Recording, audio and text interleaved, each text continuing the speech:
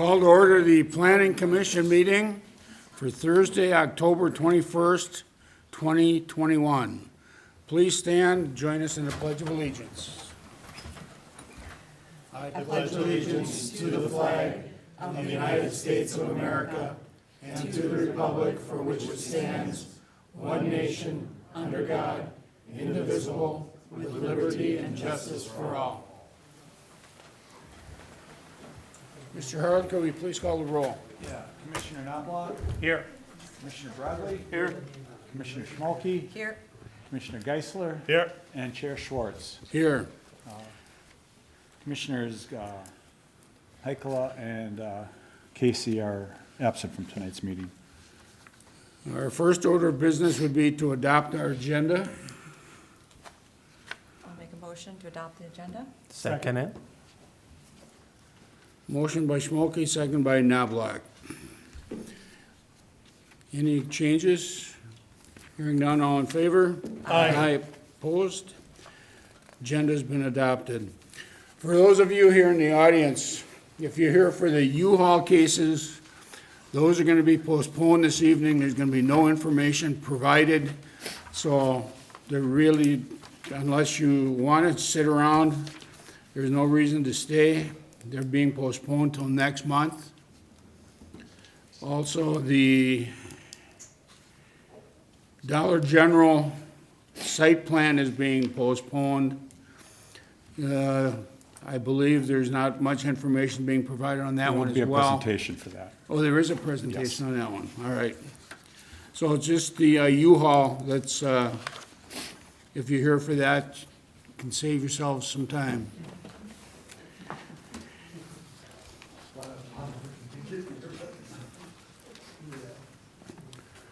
All right, our first order of business, or our next order of business is to adopt the minutes from last month's meeting. Chair Schwartz. Commissioners? I'll make a motion to approve the minutes from the September 16th meeting. Second. Motion by Schmolke, second by Geisler. Any corrections or additions? Hearing none, all in favor? Aye. Aye, opposed? And the minutes are approved. All right, our first order of business is planning case 21-47, a preliminary plat at 11420 Round Lake Boulevard, Darius Amsler. Mr. Harlicker. This, Chair and Commissioners, this is a proposed subdivision to split the parcel into three, single-family residential lots. It's on Round Lake Boulevard and the intersection of Mississippi.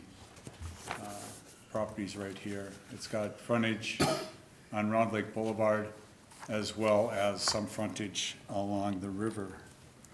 The parcel is 1.97 acres and split into three lots laid out like this. You've got a lot on the north end, which is lot 1, and that is 23,000 square feet. The minimum lot size in the LDR1 zoning district, which is what this property is zoned, is 15,000 square feet. Lot 2 includes an existing residence. That is 24,700 square feet. And this lot here, which has frontage on Round Lake as well as frontage on the river, is 38,000 square feet. All the lots meet the square footage and lot depth requirements. However, they are asking for variance to the lot width requirement for lot 3. The minimum lot width is required is 100 feet. The way the lot width is determined, it's established at a point 30 feet back from the required front setback. In this case here, that's 75 feet back from the property line, the right-of-way for Round Lake Boulevard. At the front property line, which is here, the lot is 114 feet wide. At the front setback, which is 40 feet, the lot is 102 feet wide. And then at the point where the lot width is actually measured, which is 75 feet back, it's 92 feet wide. So that is why they're requesting relief from the lot width requirement. That's primarily caused because this south property line here angles in from the right-of-way, so the lot gets narrower as you go back in. That is a process that can be approved, as part of the subdivision approval process. There are certain criteria that have to be met. The first one is the granting of the variance will allow the subdivision that it's not out of character with other lots in the area. The granting of the variance will not be detrimental to the public neighborhood. And conditions of the variance are unique and not generally applicable to other lots in the city.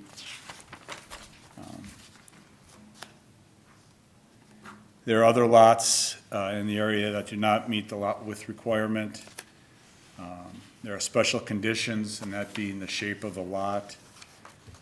And the original lot was platted in such a way that future subdivision would be difficult.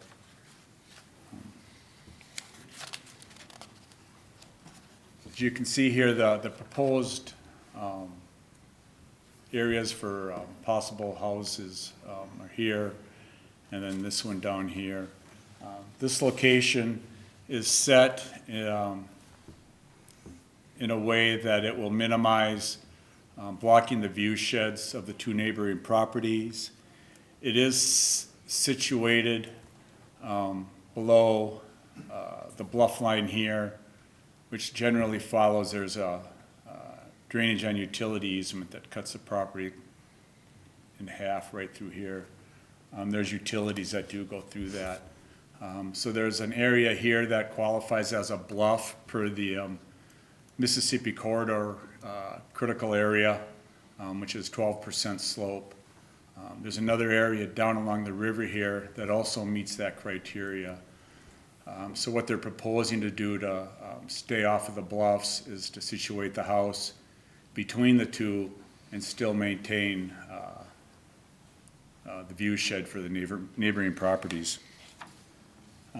With that, staff is recommending approval of the preliminary plat with the conditions that all engineering comments be addressed, park dedication for the 3 lots be paid, and that 1 street tree is required for each of the 3 lots. And with that, I'll answer any questions. Thank you, Mr. Harlicker. Commission, any questions at this time for Mr. Harlicker? Chair Schwartz? Commissioner Schmolke? On the plans, there's a mention of a chain link fence that is 6 feet west of the property line. Does that need to be addressed, or am I not interpreting? See right here? Typically with the location of fences, It says that it's west of the, that's is it a neighboring? taken care of between the 2 property owners. It's not something that's typically addressed as part of the plating process. Okay.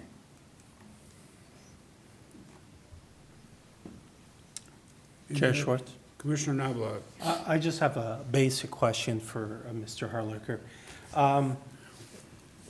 With the easements off of Round Lake Boulevard, there's a power tower, a transformer. So I think it's right in front of towards the river from the driveway from the lot number 2, the existing house. Mm-hmm. Is there going to be any issues with development in regards to that? No. No, okay.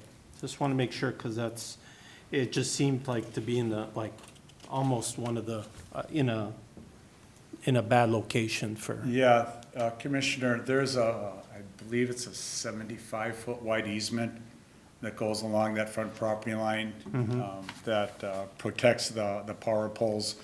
And any structure or accessory structures or anything that well, they can't go in front of the homes anyways, but driveway placement, things like that will have to be taken into consideration. Thank you. Mr. Chair.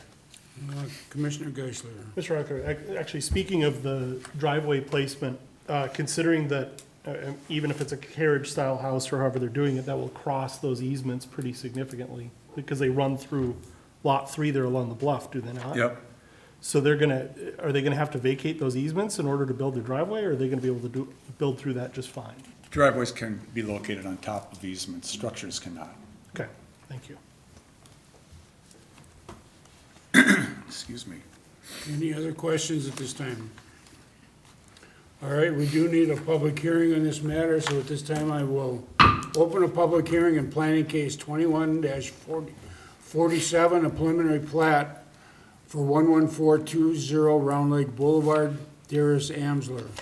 Anyone wish to speak at the public hearing? If you do, please come to the microphone, state your name and address for the record, and limit your comments to 3 minutes. Anyone wish to speak on this public hearing?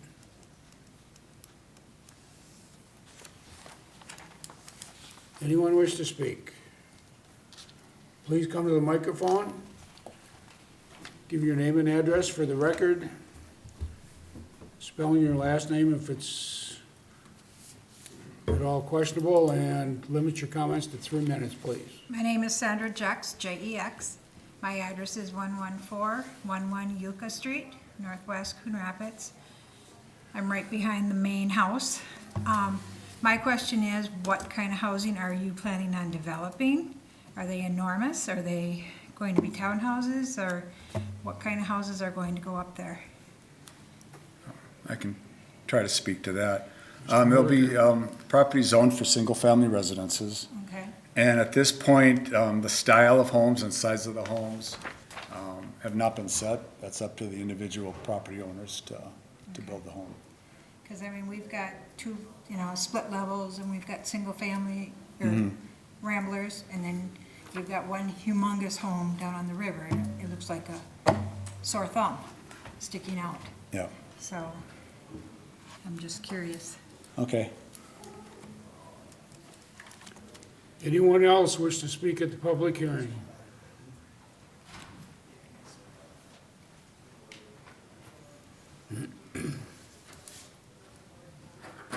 Hello, my name is Steve Jones. My address is 7374 River Shore. I'm on the Champlin side. I'm the realtor who represents the buyer in this case, and I can speak to that existing question.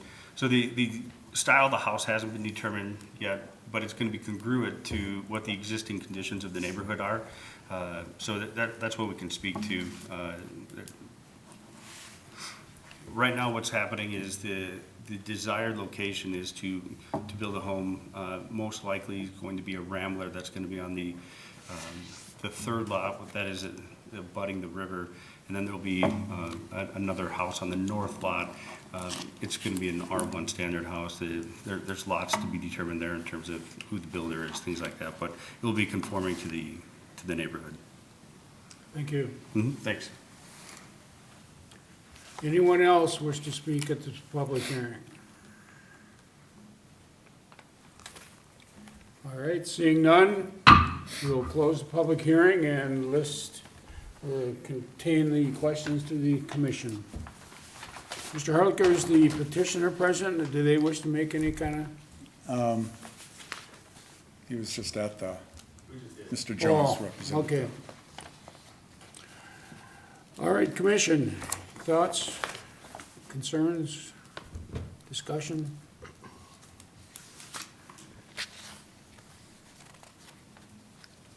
Mr. Chair, Commissioner Schmolke. in planning case 21-47, I move that the planning commission recommend approval of the preliminary plat and the variance to the minimum lot width requirements for Lot 3 with the following conditions: that all engineering comments be addressed, the park dedication amount of $6,000 be paid prior to releasing the plat for recording, and that one street tree is required for each lot to be planted at the time of building permit. Second. Motion by Schmolke, second by Geisler. Any further discussion? Hearing none, all in favor? Aye. Aye, opposed? And this is a recommendation by the planning commission. The decision will be by the city council at their November 3rd meeting. Our next case is planning case 21-44, a preliminary plat at 12691 Hanson Boulevard, Brookside Construction. Mr. Harlicker. Yes, Chair and Commissioners. This is a proposed preliminary plat of approximately 4.8 acres located at the intersection of Hanson and 127th. There's currently a church and associated parking on the property. The plat will enable the applicant to propose townhouses on the east end, and the church will be on the west end. The townhouse site plan is the corresponding site plan to go along with this plat. This is a copy of the plat here. The church is located on this lot. It's 1.83 acres. And this lot here will be platted for 11 townhomes and the common area. And it's 1.86 acres. The townhouses are laid out kind of in a north-south direction, extending down from 127th Avenue. The parcels do meet the dimensional requirements of the LDR1 zoning district, which is what the church property is zoned, and the moderate density residential, which is what the east side is zoned. If you recall, I believe it might have been even earlier this year, the property owners came in for a zone change and land use amendment to enable this development to be proposed. And staff is recommending, the Planning Commission recommend approval of the preliminary plat with the condition that all engineering comments are addressed. And since it is along Anoka County highway there, Hanson Boulevard, all comments of the Anoka County Highway Department be addressed. Thank you, Mr. Harlicker. Commission, any questions for Mr. Harlicker on the preliminary plat? What was the last part you said on Hanson Boulevard? Hanson Boulevard is a county road. So subdivisions, if they're along a county road, go to the Highway Department for comments. Chair Schwartz? Commissioner Knobloch. I'm trying to ask a question that's relative to this plat, but it's for Mr. Harlicker. The filtration, which is currently the existing old parking lot, is that going to be shared with the townhouse development, and will it be above ground or underground, the filtration? It'll be shared by the church and the townhomes, and it will be a retention pond. Okay, thank you.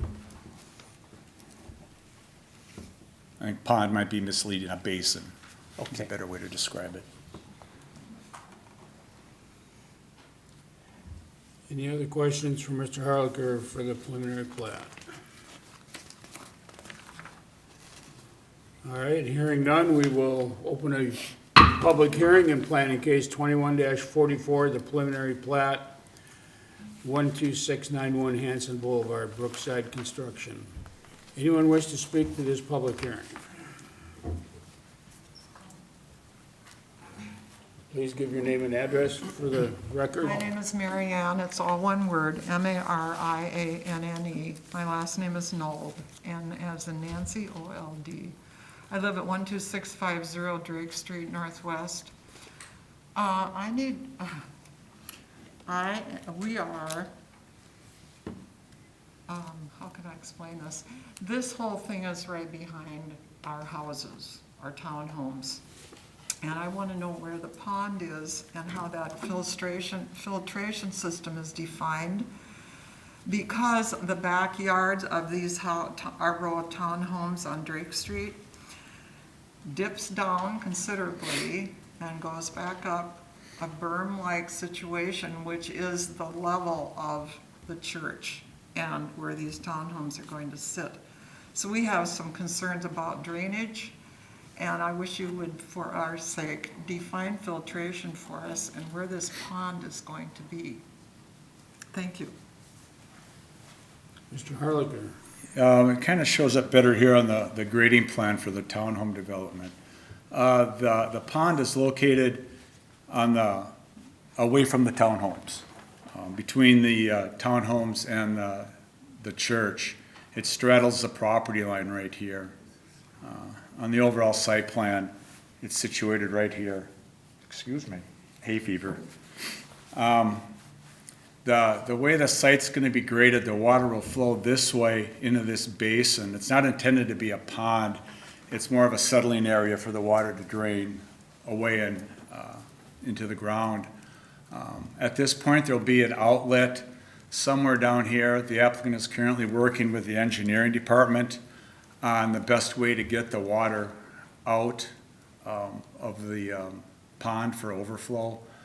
It'll likely go out to 127th and then be piped to the nearest storm drain. So the intention is to keep water away from the townhomes and running to the west, northwest. What about the existing berm where all the trees are? How does that figure in? We're especially concerned about the trees as well. The trees will remain.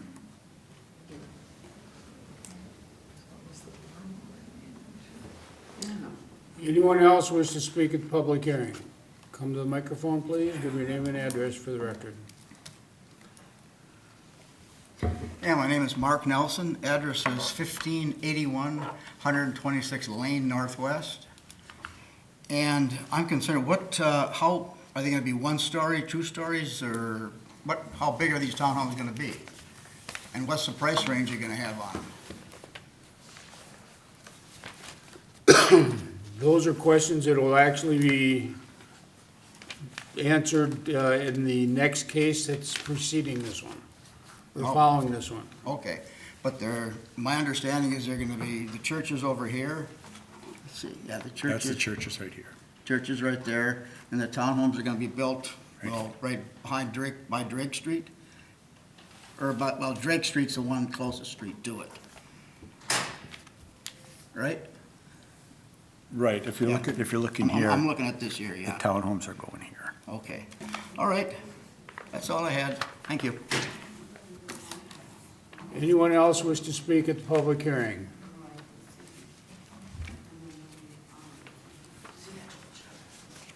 Seeing none, we will close the public hearing and limit comments to the commission. Commission thoughts? Chair Schwartz. Commissioner Knobloch. I just have a question for Mr. Harlicker. There is a park just across the street, right, on 127th? Correct. Okay. And the reason I'm asking is, thank you for clarifying before that it's going to be a basin, so it's not going to be a freestanding pond. So there's not going to be like a water hazard there with a park right across the street with kids and, you know. The intention is not to have a permanent pond. Will there at times Okay, be good. standing water in it? Quite possible. Okay. I just want to bring that up because that's a security and a safety issue that I think we should at least talk about if, so. Yeah, we got ducks and geese in there too. Or annoying Canadian geese. Commission. Mr. Chair, Commissioner Geisler. I move approval in planning case 2144, that the planning commission recommend the approval of the preliminary plat with the conditions that are listed within our packet. I'll second. Motion by Geisler, second by Schmolke. Any further discussion? Hearing none, all in favor? Aye. Aye.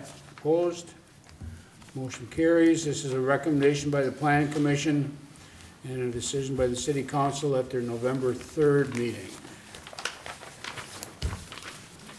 Our next case is planning case 21-45, the site plan for an 11-unit townhome development, Brookside Construction, again at 12691 Hanson Boulevard. Mr. Harlicker.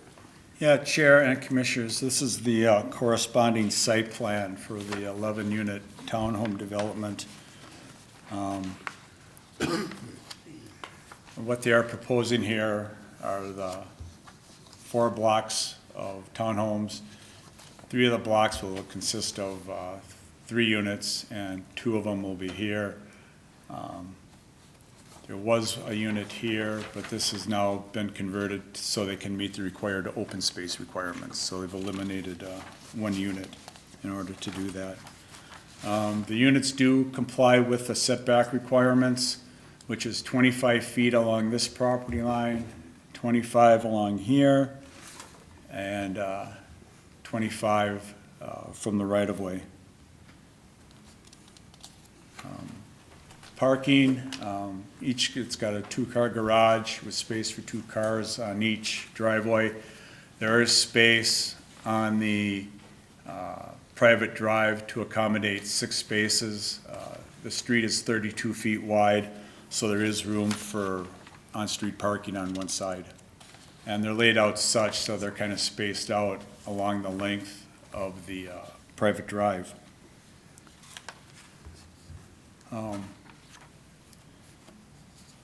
The zoning code requires a play area for developments with more than 8 units. There is a provision in the code that allows the commission to waive the playground requirement. The developer is requesting a waiver of that requirement because of the size of the development. It's just slightly more than 8 units. And because there is the city park and playground on the other side of 127th, directly across the street from this. The park includes connection to the trail system, a basketball court, and 2 playgrounds.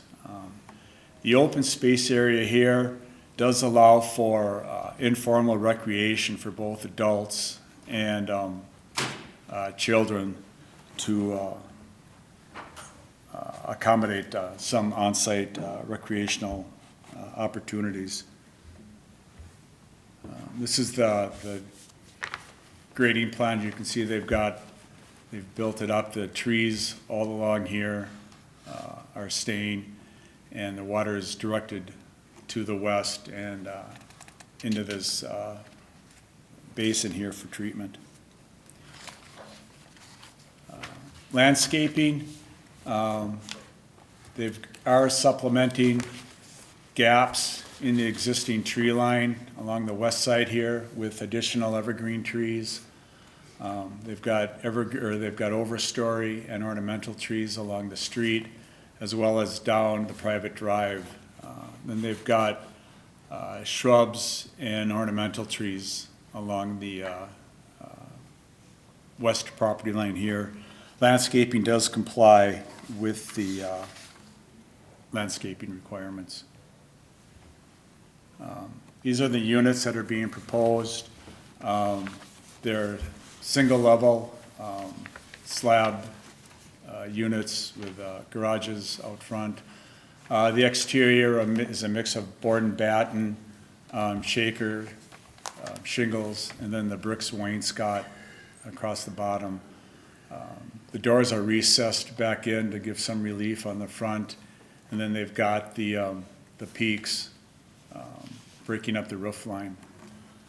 On the rear elevation, they've got eyebrow peaks to break up the roof line. They've got a variety of windows to help provide some variety on the back. And there are 3 porches on the back that do break up the elevation. That's a little more evident with the site plan, with the floor plan here. Each of the units has a patio that's recessed back in from the facade of the building to provide some break in that back facade. And then the side elevations, pretty straightforward with the patio doors. These here are the doors for the porches, and then these are the front porches here. With that, I'll answer any questions. They didn't provide colored renderings, but the buildings will be a mix of primarily white siding with black trim, and then darker shingles on the roof. With that, staff is recommending the planning commission approve the proposed site plan with the conditions that all engineering comments be addressed, all landscaped areas, including the areas between the driveways, be irrigated. The homeowners association agreement must be approved by the city attorney. Excuse me. Park dedication be paid in the amount of $1,360 per unit, and the proposed corresponding plat be approved. With that, I'll answer any questions. The applicant is in the audience. Thank you, Mr. Harlicker. Does the petitioner wish to add anything to the presentation? Just one. Come up to the microphone, please. Give your name and address for the record. Rod Sivney, Brookside Construction, 1971, 208th Lane, Northwest Oak Grove. And I think the park fee was covered under the church Under the church. when they did that. That is remember? correct. Yep. So, with that information, I would recommend that condition number 4 be stricken from the approval.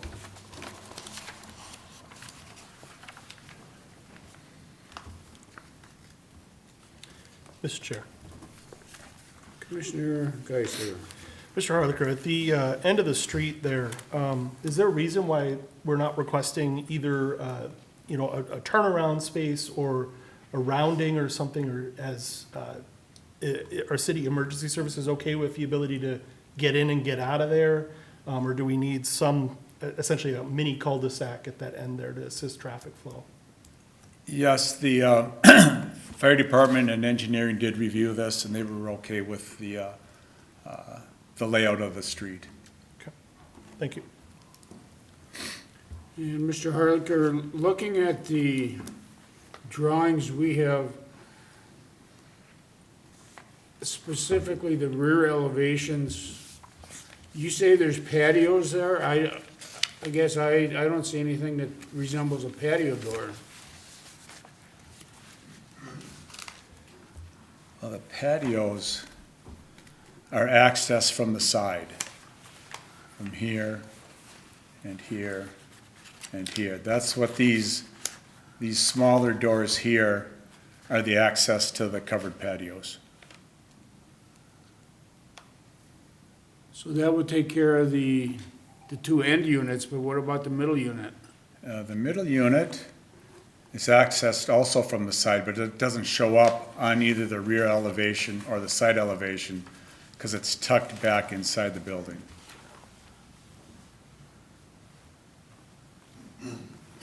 The patio doors you see on both end views are actually to the dining rooms of those two end units. The center one doesn't have a patio door. So your patios are accessed from the side, so you don't really get a view of it from anywhere because they're recessed in, so there's no picture you could take that shows them except for a floor plan. But the ones you've seen on the ends are actually for the dining rooms of both the end units. So then is it There's two safe to doors s- on the side. Those are for that's the dining room. Right, yep, And those theirs would be for the yeah, patios. correct, yep, yep. Then is it safe to say that this is not one straight rear elevation, that it's articulated to some degree? Yeah, yep. Yeah, if you look at your floor plan, that would show that the best.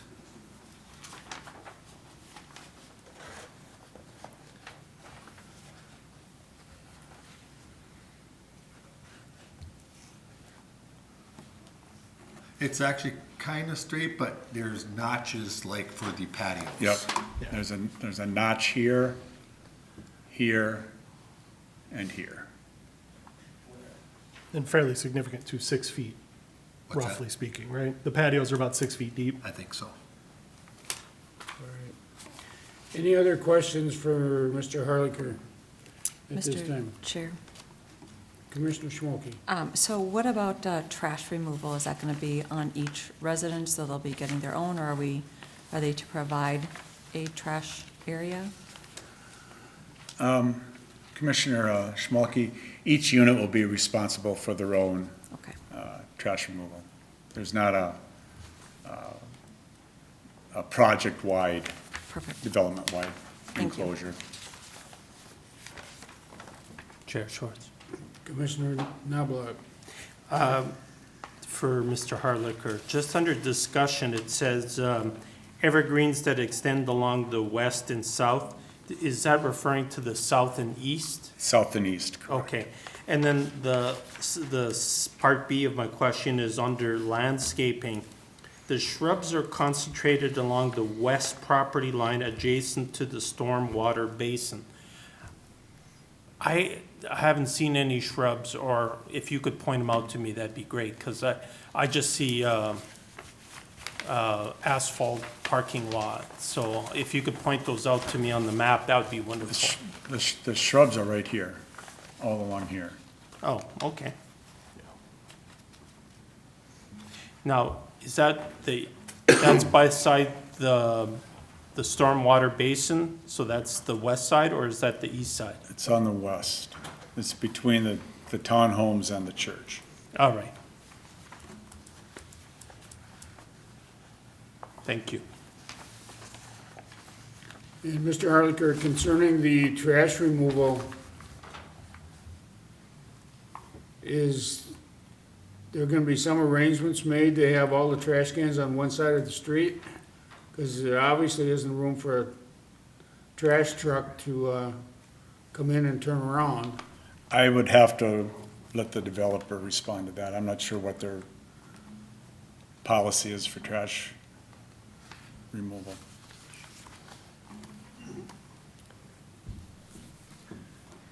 We haven't looked at that either, but if that would be the case, that's what we would do on pickup day. They'd all have to be on one side of the street. The other thing we're probably gonna do is the trash containers, during the week, we may require them to be kept in the garage, so they're not out as an eyesore. So as part of your homeowners association? Correct, yep. So then the trash truck would drive in and pick up, more than likely, cans on the west side of the road, and then the truck would have to back out? Right. Chair Schwartz? Oh, just a minute. Oh, sure. Mr. Bucciacone, is there a legal requirement for allowing a truck to back out onto the street once it's come down the road like that? So there's a relevant part of our code that requires folks with loading docks not to use the code, or to use the street as their primary means of backing up. Or, you all were here, you've seen this a few times where they're supposed to do that on property. As for backing up a vehicle on a road in a criminal sense, I can speak to that pretty easily. If you can do it in a safe manner, it's legal. All right, thank you. Commissioner Schmolke? So I'm stuck on the trash removal a little bit here with the, trying to figure out what side you would put the trash on if you were to put it to one side. You have the parking spaces on the one side, there's only 6 for overflow. So is that the side that you would propose that the trash be, and that you'd be taking up those parking spaces to do so? Because if you did it on the other side, you're taking up the residents' driveways. I'm not seeing where there would be like space actually provided for Yeah, the I guess trash cans. I haven't looked at that close yet. I mean, we're looking at once a week, so it's not like a loading dock thing where it's daily activity, but I would have to look at it and find, the best spot for that. I'm not sure which side it would be. But it's usually once a week, and usually they get hauled in right away. So they're not out there for very long. So you haven't thought as far as which side of the street you would have your parking on? I don't think, does it show on there, The Scott? parking shows on the side of the The street. easterly side. On the east side? Yes. So then we would likely put your trash bins on the west side. If we have the parking on the east, we'll, for that few hours they'd be out there, 1 week, it'd be on the west side. Mr. Chair, maybe I could offer a suggestion. One thing that we could do, if the applicant is agreeable to it, is to add a condition that the HOA needs to submit a plan to staff for how that would be addressed, so that we can have an opportunity to work with them to figure out how that would, I think it's a legitimate concern, but I don't know if we're gonna be able to figure it out tonight. So maybe having a plan as a condition of approval would get us there. All right. So we would then change the current number 5 to number 4 since the park dedication was dropped. So then number 5 would be submit the homeowners association agreements or paperwork to city staff for approval on trash removal. Or how would you want that worded? Submit for approval, a trash removal plan that meets code.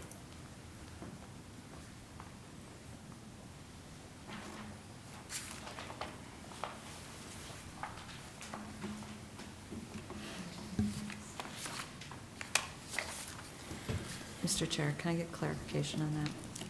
Just, is it they're providing the plan to city staff? Or they're Yes. providing the plan to city staff, so city staff will need to approve it, but it would be coming from HOA. Correct. Thank you.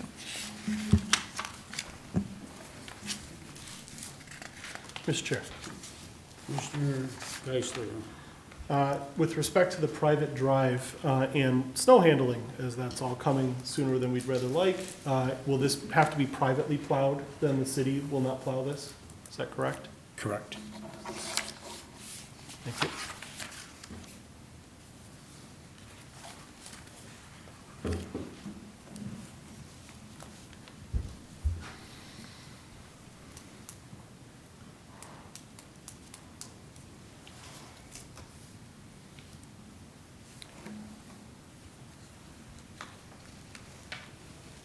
And Commission, any other thoughts?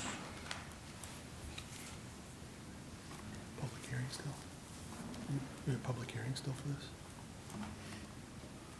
Those are the questions, Mr. Harlicker, right? Yeah.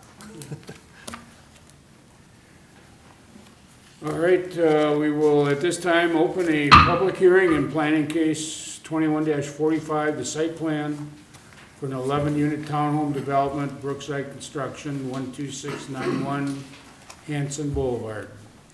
Anyone wish to speak to this public hearing?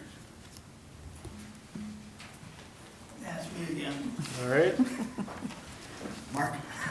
Mark Nelson, 1581 126 Lane Northwest. Got a question now. Are they gonna be rental, or is there gonna be rental units involved in that, or they'll be privately owned? The price range? And if a garbage truck can't back in and out of there, how's a fire truck or an ambulance gonna get in and out of there? Anybody got an answer? well, we didn't say that a garbage truck couldn't back out. Well, sounds like it's gonna be a problem. I mean, but an ambulance and a fire truck's a lot bigger than a garbage truck.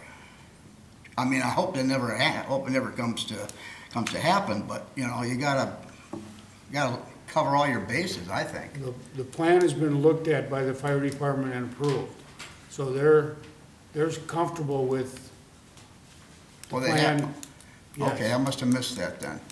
Okay, what's the price range on these townhomes gonna be? That's not something that's the purview of this commission. It's not? No, it's not. How about rental units? That's not our purview either. Who does that?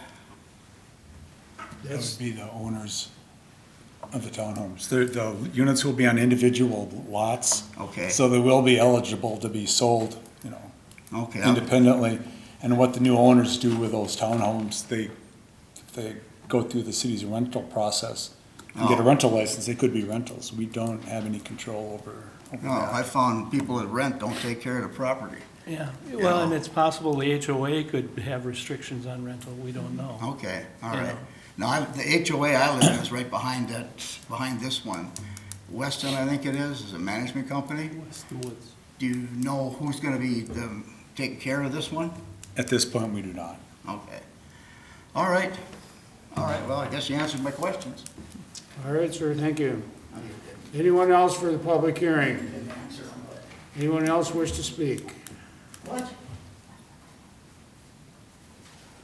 Seeing none, we will close the public hearing and limit comments to the commission.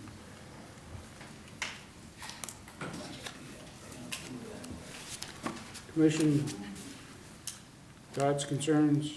Mr. Chair?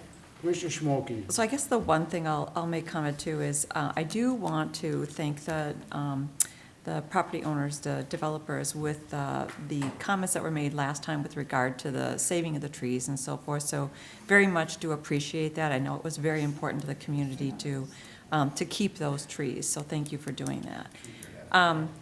I do think that the private drive is, I'm a little concerned with the width of the private drive, but I guess if again, as the fire department has reviewed it, the engineers have reviewed it, I think it's great. I do just want to stress the importance of, with the trash removal and not narrowing that space anymore, or taking up, there's only 6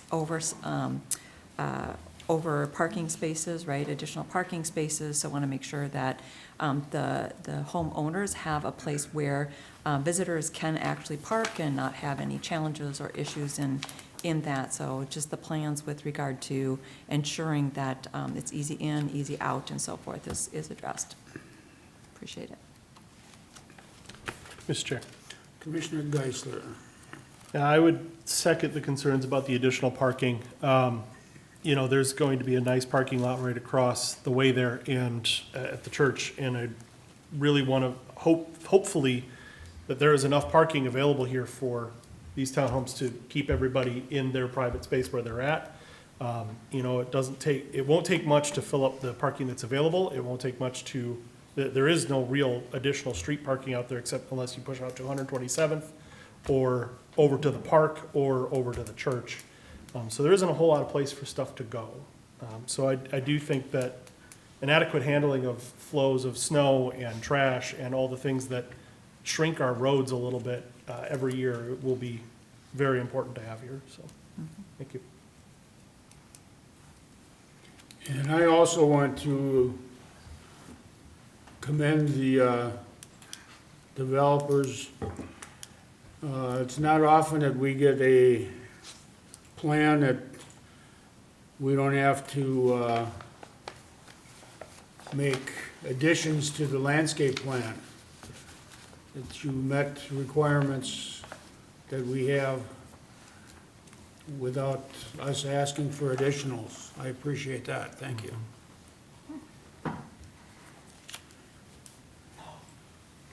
And Commission, do we have anyone ready for a motion? Mr. Chair? Commissioner Schmolke. In planning case 21-45, the planning commission moved to approve the proposed site plan with the following conditions. Number 1, that all engineering comments be addressed. Number 2, all landscaped areas, including the areas between the driveways, must be irrigated. Number 3, homeowners association agreement must be approved by the city attorney. Number 4, the proposed correspond plat is approved. And number 5 is the addition of the homeowners association needs to provide a plan to the city staff to address the trash issue. Second. There's a motion by Commissioner Schmokey, second by Commissioner Geisler. Any further discussion?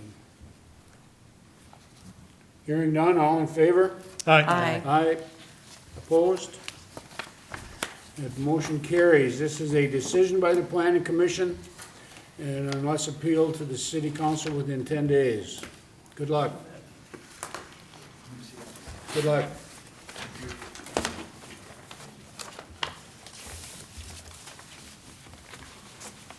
All right, our next case is planning case 21-43, a preliminary plat, 11091 Mississippi Boulevard, CNH Architects. Mr. Harlicker. Yes, Chair and Commissioners. Again, this is the first part of a project that includes the plat as well as site plan and conditional use permit for a new fire station. The site is outlined here, the 111th and Mississippi on the west side. You can see the area that's really slated for development is the north end, which is mostly open at this point. This is the proposed plat, the 111th here, Mississippi Boulevard here. Lot 1 is the lot that's slated for the fire station. The rear portion of the lot is going to be left as an outlot for future development. It will have to be platted as part of the development process prior to that end of the property being developed. Site is 7.82 acres. This is a, lot 1 is 4.57, and the outlot is 3.25 acres.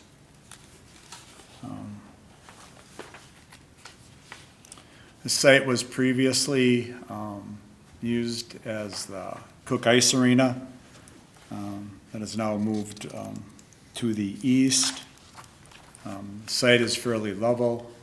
There is some elevation change in this corner here, but you can see on the next application, the site plan, that the trees in this area will be preserved.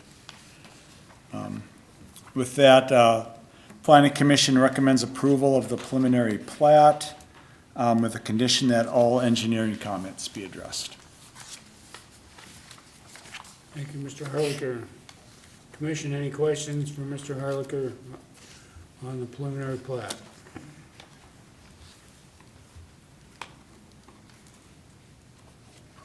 All right, we will have a public hearing in this matter, and at this time I will open the public hearing in planning case 21-43, preliminary plat at 11091 Mississippi Boulevard, CNH Architects. Anyone wish to speak to this public hearing? Anyone wish to speak? Seeing none, close this public hearing. Commission, your thoughts, concerns?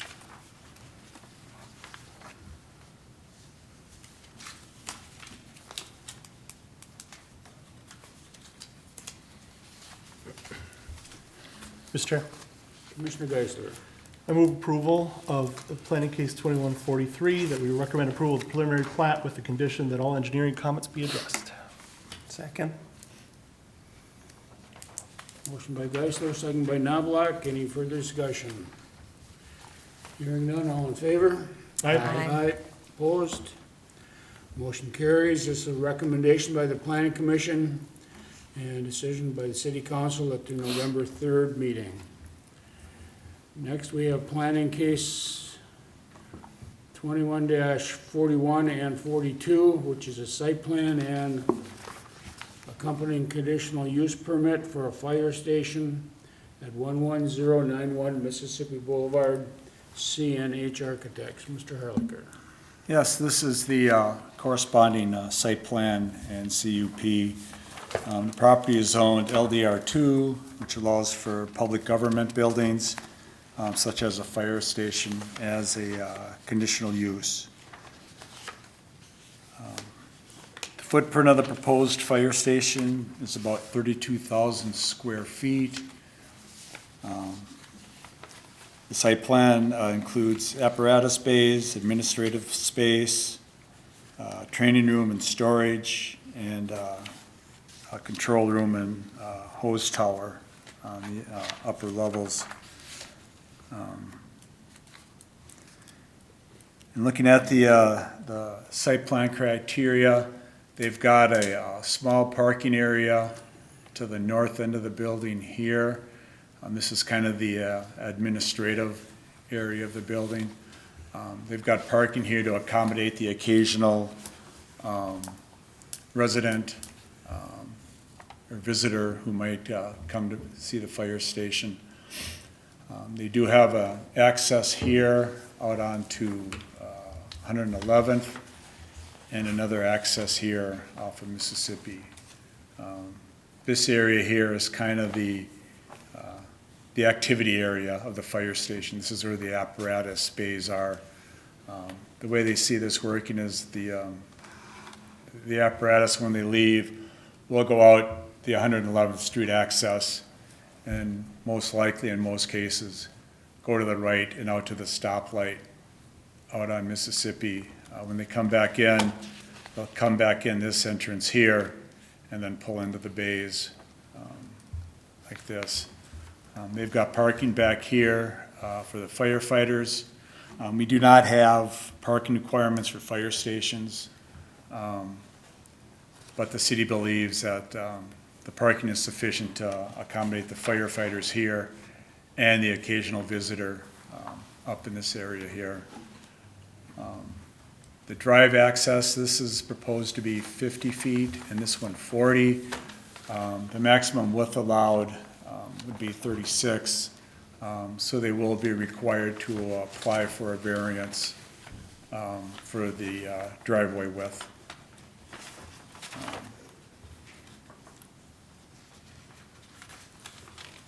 This is the grading plan.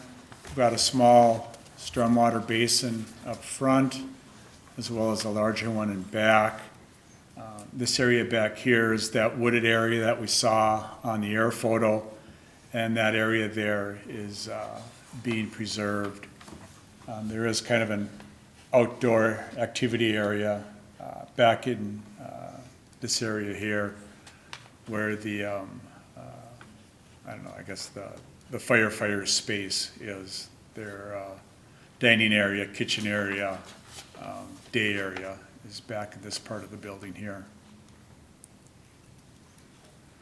This is the landscape plan. Landscape plan does meet the city landscape requirements, with the exception of some landscaping up along this drainage pond here.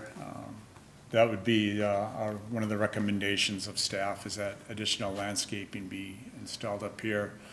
See, they've got the street trees along along Mississippi, as well as along 111th. And then they've got overstory trees and evergreens along this property line here. And then it blends into this wooded area here with some more ornamental landscaping included in the outdoor area at this point here. They do have landscaping along the sidewalk area in front of the building here, and also along the area back here. As you're looking at the site plan, the dumpster or enclosure has been incorporated into the actual physical structure of the building and is located here, with access to the enclosure facing the rear area of the building, right here.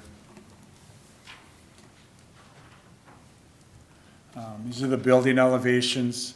The elevations do meet the makeup requirement for materials that's the office district requires. They do have a mix of a cement stone on the base here, and then 2 different shades of brick that show up better on the artist rendering that's in the PowerPoint.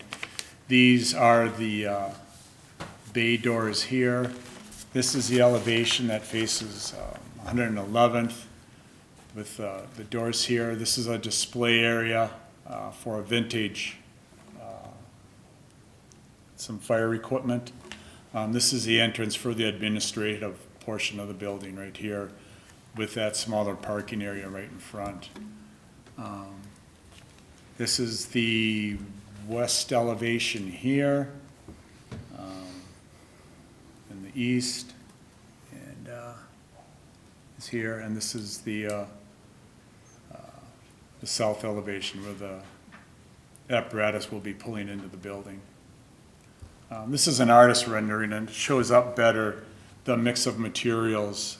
This is looking at it kind of from the corner of Mississippi Boulevard and 111th with the apparatus doors here, the display area here, and the administrative entrance over in this location here.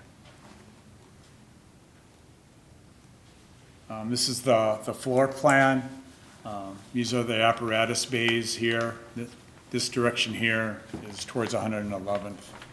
The dumpster enclosure is here. The administrative area is here. And then kind of the firefighters area is back in this corner of the building here. With that, I'll answer any questions. We're recommending, our staff is recommending approval of the site plan and the conditional use permit, and the conditions that all engineering comments be addressed. Additional shrubs and native plantings are installed around the stormwater basin in the north, that should be northwest corner directions of the site. All signage requires a separate permit. The applicant has granted a variance to exceed the maximum driveway width, and the corresponding plat is approved. And with that, I'll answer any questions, and the fire chief is in the audience tonight if you've got operational questions. Chair Schwartz. Thank you, Mr. Harlicker. Commissioner Knobloch. Chair Schwartz, thank you. Just for clarification, the Station 3, the existing Station 3, is that the one behind Early Childhood and Family Education building? Or the family? The tract properties? Yeah, that- Family Yes. Cinema, yeah. Is that? Okay. Yes, it is. Okay. This is a very nice plan. I think it's very needed. And the amount of utility that has been obtained out of the old Station 3 is amazing. So the only last question I have is, I think it's a very logical and reasonable pursuit to have this new station. It's critical, actually. And I'm just curious what the intentions or plans are for starting, for, if approved, when it would start. I'd have to refer that to the fire chief. Thank you. Commissioners, the plan right now is to have the construction documents finished up by the end of this year. Generally speaking, the best construction bidding environment is towards the end of the year, the first part of next year, to get the best price. If all that goes as planned, then the construction would start in the spring of '22 and with completion in spring, early summer of '23. Thank you. Mr. Chair. Commissioner Geisler. Mr. Harlicker, specifically on the site plan criteria, finding 5 and finding 7 appear to be a little bit in conflict. Specifically, there's a sidewalk proposed along 111th. However, finding 7 is trying to say crosswalks will not be provided. Given that there is a Metro Transit station on the corner of 111th and Mississippi for the college there, it would seem that we would need to have a sidewalk crossing on 111th there, which happens to also be the primary exit for the fire trucks, correct? 111th, correct.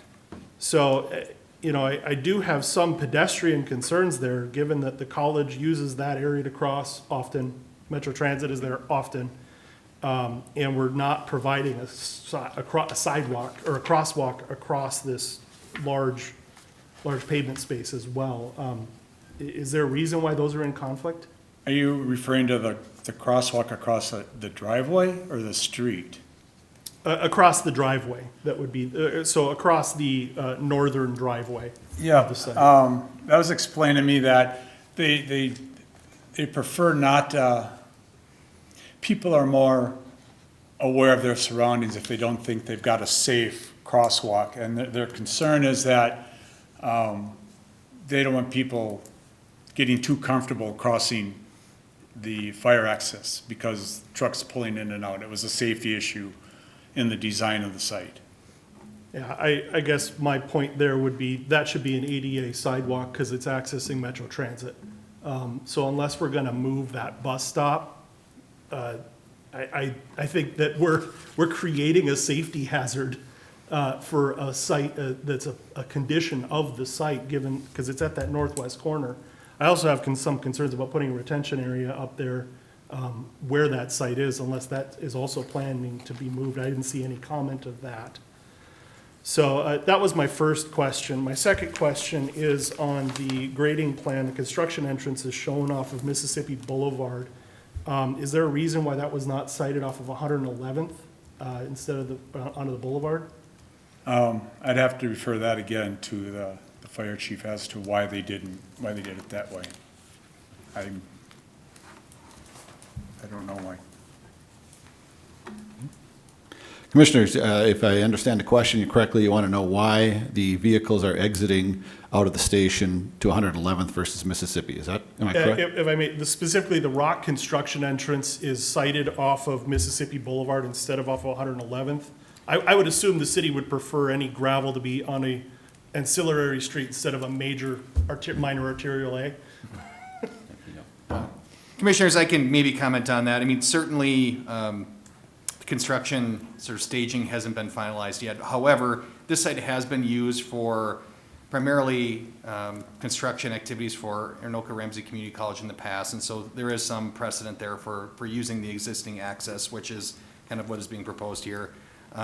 Perhaps if there's concern about that, we could speak to the architect, but we haven't necessarily gotten into the details of the constructability portion of that yet, so that's something that we could review if needed. As somebody who drives that road, debris accumulates there, and there's a lot of people on Mississippi compared to 111th. Yep. And I guess then that brings my third question here, is specifically the addressing off of Mississippi, when clearly the front's on 111th. Shouldn't the addressing be off of 111th for the station? Yes, the address that was used now was the address from the old Cook Arena. Certainly with the new development, they'll get readdressed off of 111th. Okay, and then my final one is as far as the trash enclosure being in the major right-of-way site, have we done that elsewhere where we've allowed trash enclosures to be incorporated in right off of the major right-of-way? Not freestanding, but this is incorporated as part of the building, and the actual entrance to that dumpster enclosure is from the rear of the yard. Okay, thank you. Chair Schwartz? Commissioner Shmoki. I just have one question, and it's one that we kind of Speak up a always, little bit. sorry. I just have one question, and it's one we kind of chuckle about every once in a while, but is there space for a bike rack anywhere? I believe there was a I bike didn't rack see it. at the main entrance, the administrator, as well as a bench and Okay. a place to sit. Perfect, thank you.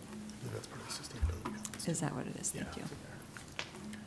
And Mr. Harlicker, just to follow up on the pedestrian comments that Commissioner Geisler made, do we have a sidewalk on the,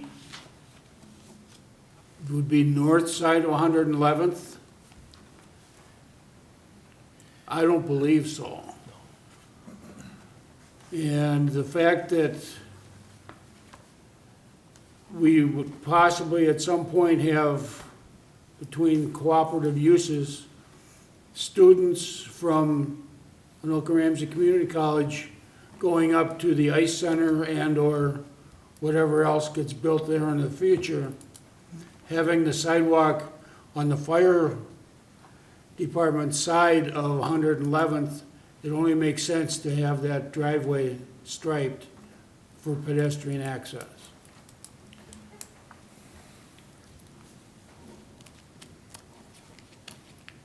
Commissioners, if I may, I do believe there is a sidewalk on the north side of 111th, as there's, you know, a pretty large parking lot that is accessed by Anoka Ramsey Community College. We have had discussions with Anoka Ramsey about this plan. You know, certainly they have, they're always very aware of pedestrian safety in that area. However, given the frequency of the amount of traffic in and out of the building, sort of the times of day that they would experience traffic versus the call loads and things like that, certainly there's the potential for conflict. Although I'd say that our firefighters are very practiced in, when they're leaving the buildings, to be careful about looking both ways. We have similar conditions both at Station 1 and 2, so this isn't unique as far as that goes. We are going to continue to talk to Anoka Ramsey Community College about the need for pedestrian safety, although I will say their plans for parking needs are diminishing, and they see that as a long-term condition, given that they see a lot of their student load going towards online. Certainly the pandemic has led to that condition today, but they see a lot of that continuing into the future, and less need for parking at the lot across from the proposed Fire Station 3, and that they contain most of that on their main campuses. So we don't see it as a huge issue, but it is something that we want to be cognizant of. We've had a lot of conversations about pedestrian safety, especially off of that exiting driveway onto 111th. I think that's something that we can pay a lot of attention to as both the project moves forward and after it exists, to see if there are conflicts. There are different technologies that could be used to help alert pedestrians for exiting fire trucks and things like that. Well, I agree that there's more than likely sidewalk in the area of the parking lot on the north side. I don't believe that sidewalk goes all the way up past Oxbow Apartments and the old Rapid Sport Building. Mr. Chair, Commissioner that sidewalk stops at the furthest east entrance there. So there is a sidewalk there that goes basically from the end of the parking lot to Mississippi. And then the Oxbow has a sidewalk that goes to 111th, but just to the street. There isn't a sidewalk there. There isn't one on either side of the street at Oxbow, or at the 350 property. I will say that having driven past this, as I live down here, at 8 o'clock in the morning when students are showing up, Mississippi is impassable. The students just do not back up, they don't stay, they just cross. And there's a pretty long line, and there's a huge line of cars trying to come down Mississippi as well.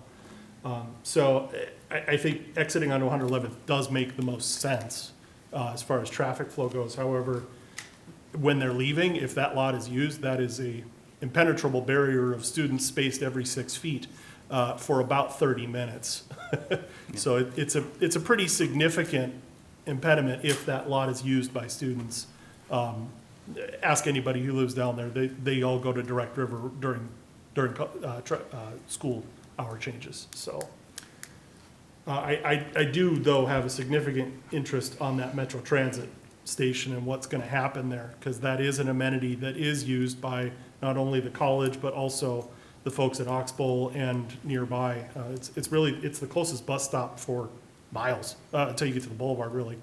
So it is heavily used. So I think whatever we do with sidewalks and all that needs to incorporate that, or we need to move that transit station with the help of Metro Transit to somewhere more conducive. I'm not sure where that would be.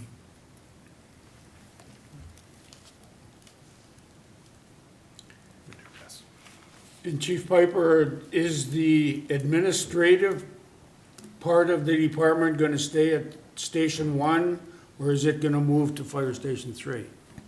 Commissioners, the administration, that the battalion chief that runs the shift is currently out of Station 1. This will become our main station, and a big focus of the station is going to be built-in training. So in other words, we can train any time of the year because a lot of the props will be built inside the building. So yeah, this will be our training facility, and it'll be our main station, and therefore the battalion chief, who is in charge of the shift, will be working out of the station. Thank you.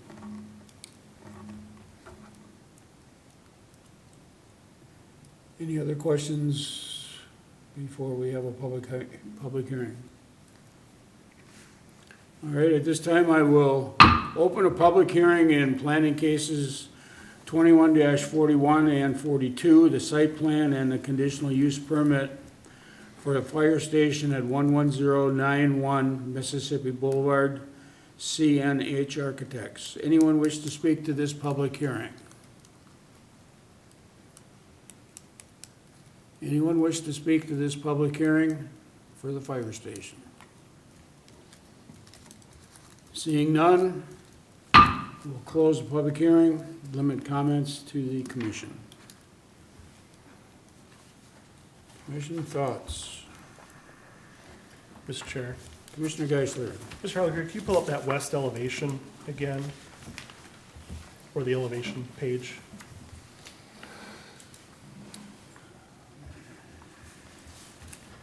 So the only comment I really want to have outside of a question here is this west elevation, the lower left one, is what Mississippi sees. And I love all the design aspects of every other elevation except this one, the one that I'm going to drive by every day and look at and see all the time, along with hundreds of other people every day. I think we're not doing ourselves a good service here of, I mean, this is not going to be a cheap property or a cheap endeavor for the city. This should showcase a lot for us, especially if it's going to be our main home for our firefighters. So I do think that we are lacking some architectural interest on this west elevation. Honestly, it may meet our minimum levels, but when you look at the front, when you look at the other sides, even the east side has the brick pivoted to create a faux stripe around the top to add a little more interest to what's going on. So I think we need a little bit there to add some interest to this building on that specific elevation. I know that there's a lot of varying levels that are going on here, a lot of pieces, but I think it would add some interest for this showcase building that we're looking at building here. That's really my one comment in addition to the other parts here, just aesthetically. And I guess the maybe a question just to tack behind that is, as far as the sustainability comments go, since we have our esteemed city staff here, are you interested in following your own recommendations, following EV chargers and the bike racks and other things like that? Yeah, commissioners, I can comment at that if you would like. With regard to the west elevation, those are some questions we've received recently. You know, one thing I will say about that particular cutout of the west elevation is that you're also not seeing the portion of the building where the display case for the antique truck will be. So I actually think there's a little bit more if you were actually looking at the building, if it were constructed today, they would see, you know, when Scott showed that corner view from the artist's rendering, so everything toward 111th will also be in that view shed. That being said, we have discussed the west elevation with the architect, and so there's an active conversation with them now about ways to perhaps dress that up more. Of course, this elevation doesn't show the landscaping, which will provide some relief and some variation of colors and so forth, but it's a good question, it's a good comment, and certainly that's something we're gonna chat with the architect about in the near future. I love the fact that there's red everywhere else except that side. There's simple things I think we can do to dress that up a little bit. Yeah. And then as far as the sustainability stuff? Yes, thank you. I got so excited about the west elevation. No. Yes, certainly the bike rack is not an issue, and we had discussed at a minimum putting the conduit in for an EV charger to make it very easy to install at such a point where that would make sense. The city council is actually having some discussion or researching right now ways to look at EV chargers. You might be familiar with the city of Plymouth moving forward with a pretty big plan for EV charging, and I'm saying the council's necessarily interested in that, but it did spark some discussion at a council level about ways to research and understand how those things might be better implemented in the future. So I think the plan for now is to put the conduit in. We'd have some time then right after to install something if we felt like that was appropriate. Thank you.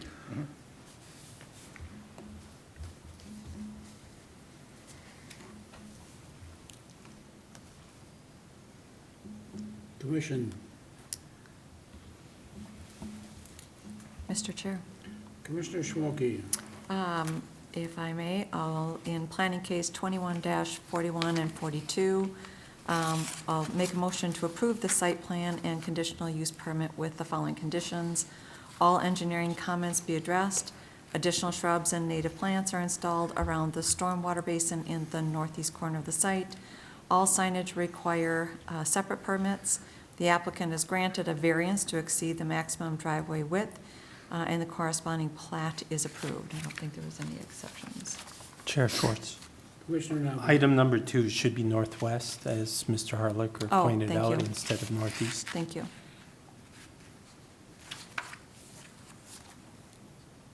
Is there a second? Second as amended. Motion by Schmolke, second by Bradley. Any further discussion? Hearing none, all in favor? Aye. Aye. Opposed? Motion carries. This is a decision by the Planning Commission and can be appealed within 10 business days if anyone so chooses. Otherwise, good luck, Fire Chief. Thank you, Commissioner.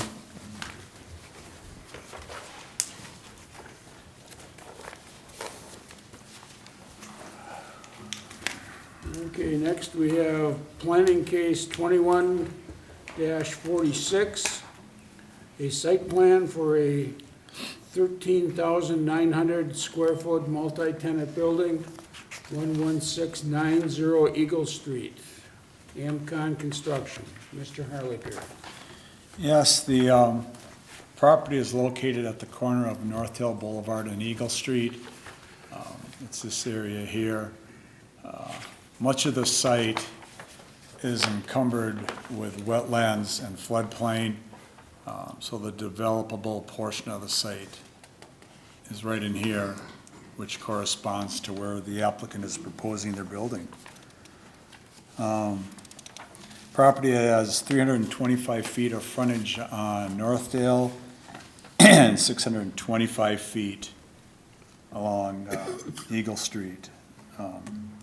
What they're proposing is a single-story building divided into 7 1,500 square foot spaces and 2 1,650 square foot spaces that will be offered for lease. This is the site plan here. As you can see from here, this is the wetland and floodplain area. As part of the project, the applicant is working with the engineering department and Coon Creek Watershed on the wetland impacts and floodplain mitigation. That is moving forward through the watershed and the engineering department. This is the proposed building here with 2 access points off of Eagle Street. This is the infiltration area here. We've also incorporated the landscape plan in with the site plan with some trees along Northdale, a couple along the north end of the building, and then on the north end of the pond, as well as some along Eagle Street. So that includes 18 parking spaces. City code requires 14, which is 1 space per 1,000 square feet. Loading doors are facing Eagle Street, which is considered a street side yard. Loading spaces and overhead doors must be in designated side and rear yards. Grading and drainage are addressed in the city engineer's memo. You can see there is a basin set up here along Northdale, and then another one here.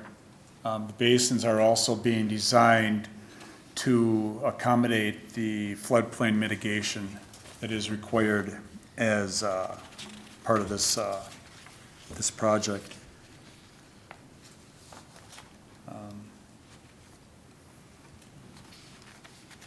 This is the building elevation. It's a one-story structure. This is the elevation facing Eagle Street.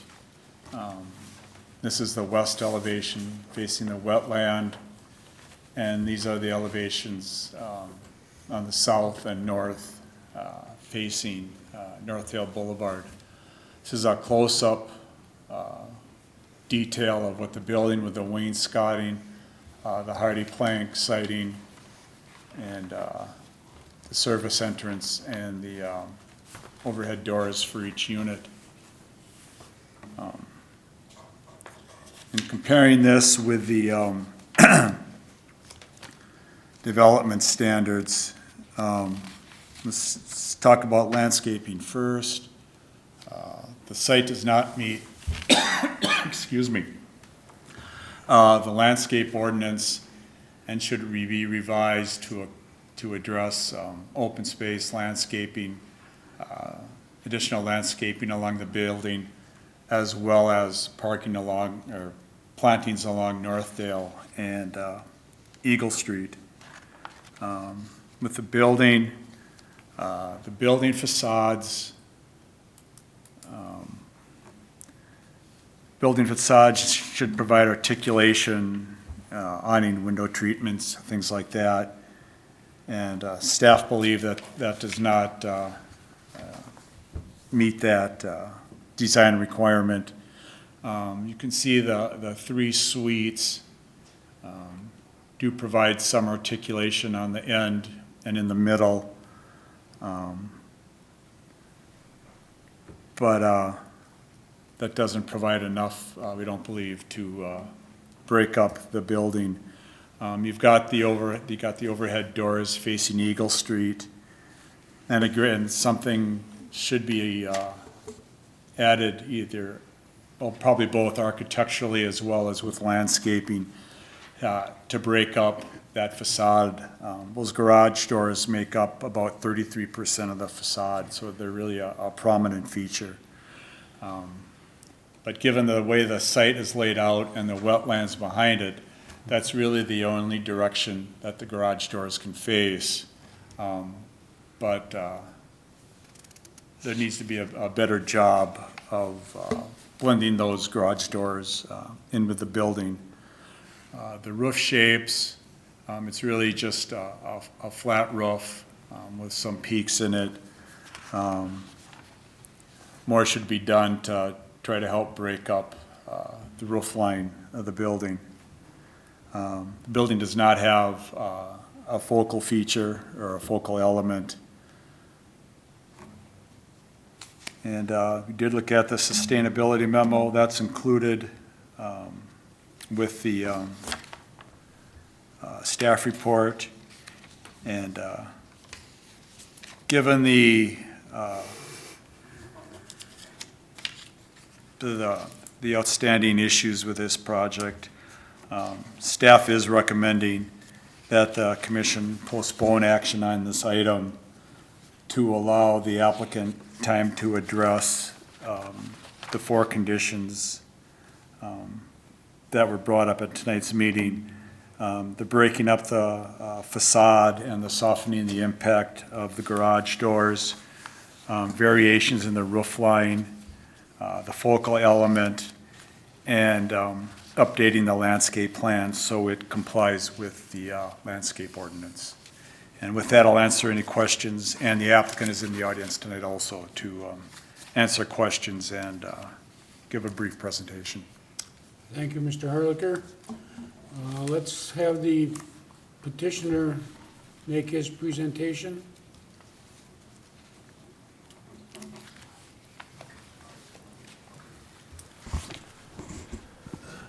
Please give your name and address for the record. Ed Flaherty. I'm the owner of Lariat Companies, which is in Eden Prairie. Will be the owner and the manager of this property. I think we've done, and I don't want to repeat kind of the use concept here, but to say that there's a real need in the marketplace for micro business emergence with the gig economy and the fact that there's a lot of small businesses that need spaces like this and they're not available in the market. That was really the design that we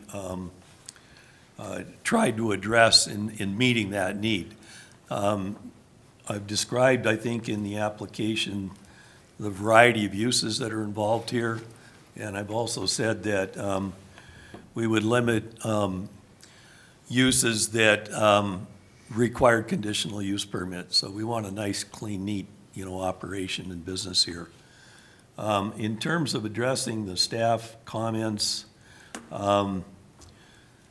we don't have any problem with landscaping suggestions that the city made, so we can definitely accommodate that. I think the key thing here is to keep in mind that this is a multi-tenant building, and to have a singular architectural feature on a building like this, which isn't a corporate headquarters, and that each individual tenant is expecting the same treatment and the same tenancy, if you will, we just don't feel some kind of an architectural feature that singles out a portion of the building is appropriate here. Our design was based off of pre-staff meetings to try to address the articulation and try to address building materials. So we've added decorative stone in the building and EVIS, and added the roof lines. Originally, our vision for this building was essentially a prairie architecture, just plain roof, and so we've changed that design based on feedback from the staff. The part I really struggle with is the garage doors.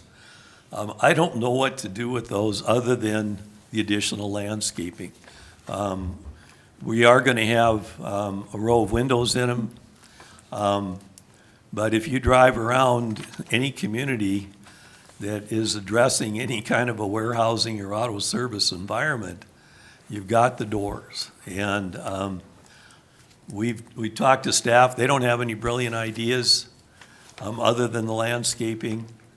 We're open to it, but I'm concerned that it's just germane to what the use is. And we've built a couple others of these, and they are what they are, I guess is probably the best way to say this. The tenants that are, or the prospective tenants here, are people that are going to be coming out of their home garage and their home business, or maybe using some kind of commercial self-storage facility now, but their businesses have grown to the point that they need more space that's heated and lit and bathroomed, et cetera. And this is a niche in the market that isn't being filled. And there's a real need for it. With those comments, I'd be happy to answer any questions. I would add a couple other quick comments. This is a really difficult site because of the wetlands. I think I'm pretty proud of the work that AMCON's done in terms of trying to, turn this into a developable site. I think it's problematic. I think we're getting as much density as we can. I'd estimate we'd probably be paying $1 million in property taxes over the next 20 years if we get this approved. So it's a significant addition to the community, and it's a significant upgrade architecturally to the building to the east. And if you go down the cul-de-sac to the end of the cul-de-sac in this industrial area, you've got painted block buildings. So I think this is a big upgrade to that. Thank you. Chair Schwartz. Commissioner Knobloch. I know the area quite well, like Eagle Street is very busy. It has a lot of truck traffic, a lot of, and I know the Little Bighorn across the street is an old house that's converted into a propane business. Right. But that's the outlier. The majority of everything else on Eagle Street is industrial or manufacturers and plants, facilities. So with Little Bighorn, I assume Mr. Harlicker, they're grandfathered in because they were probably there before anything else was ever built around there? Okay. But it is classified in an industrial area, right? The entire, from Northdale Boulevard and Eagle, Northdale Boulevard. So I agree, it's a very difficult location or a plat. I think with a little bit of fine tuning, I think this application could be a little bit more suitable with some of the requirements, if possible. I think it would be a benefit to it. It's a very difficult development question or issue here, but I think a little bit of tweaking, and I think it could be a lot more feasible to the commission and to the city. The one thing I like the most, which is the driving off of Eagle Street, especially since it's a very busy corner, very busy road, a lot of truck traffic. It's a main thoroughfare to all the other businesses down at the end of the street and up against Highway 10. So I think that's a very smart development to pull the parking off the street. So I see promise in this application, so just requires a little bit of tweaking, I think, and I think it'll be a lot more suitable. Can you be specific about tweaking? Well, because we've really struggled, frankly, and I'm not, not trying to I understand. minimize the issue, but, garage doors are garage doors. Yeah, that is true. It is industrial, it is on a high traffic, high visible area. And when I was looking at the design, the main thing that came up to me is, which is so indicative of a lot of areas of Blaine. Blaine has a lot of, and I'm not trying to demean Blaine. Blaine is very nice in its own area. But a lot of commercial buildings in Blaine is very unorganized, haphazard, and we have, and the Planning Commission in the city, we have a lot of these guidelines in place to try to set a kind of a design structure and a plan throughout the entire city. And it really, it supports the comprehensive plan, it supports the development, supports growth and development. So it's kind of trying to not allow haphazard development. So with the facades, the roof shapes, having a focal element, those are all elements which support the big picture of the city and the comprehensive plan. So that's what I was getting at, and I'm sorry if I'm not specific enough, but some of the tuning of those elements, which I don't think would be earth-shattering different, would fit more in with everything else that's going on in Coon Rapids versus a lot of the haphazard development and some of the designs that go on in Blaine is all over the board. And Yeah, we have, in our mind, we've met all of the, the guidelines of design here. And I'm not questioning at all, what you're suggesting and frankly, we're gonna own this building, and I wanna be proud of a building that we own and operate for a long period of time. So, we're open to specifics, but tweaking doesn't help me, frankly. Okay. Well, that's a reasonable viewpoint on your side. I'm not trying to create a divide or anything, but from my perspective, I see a lot of reasonable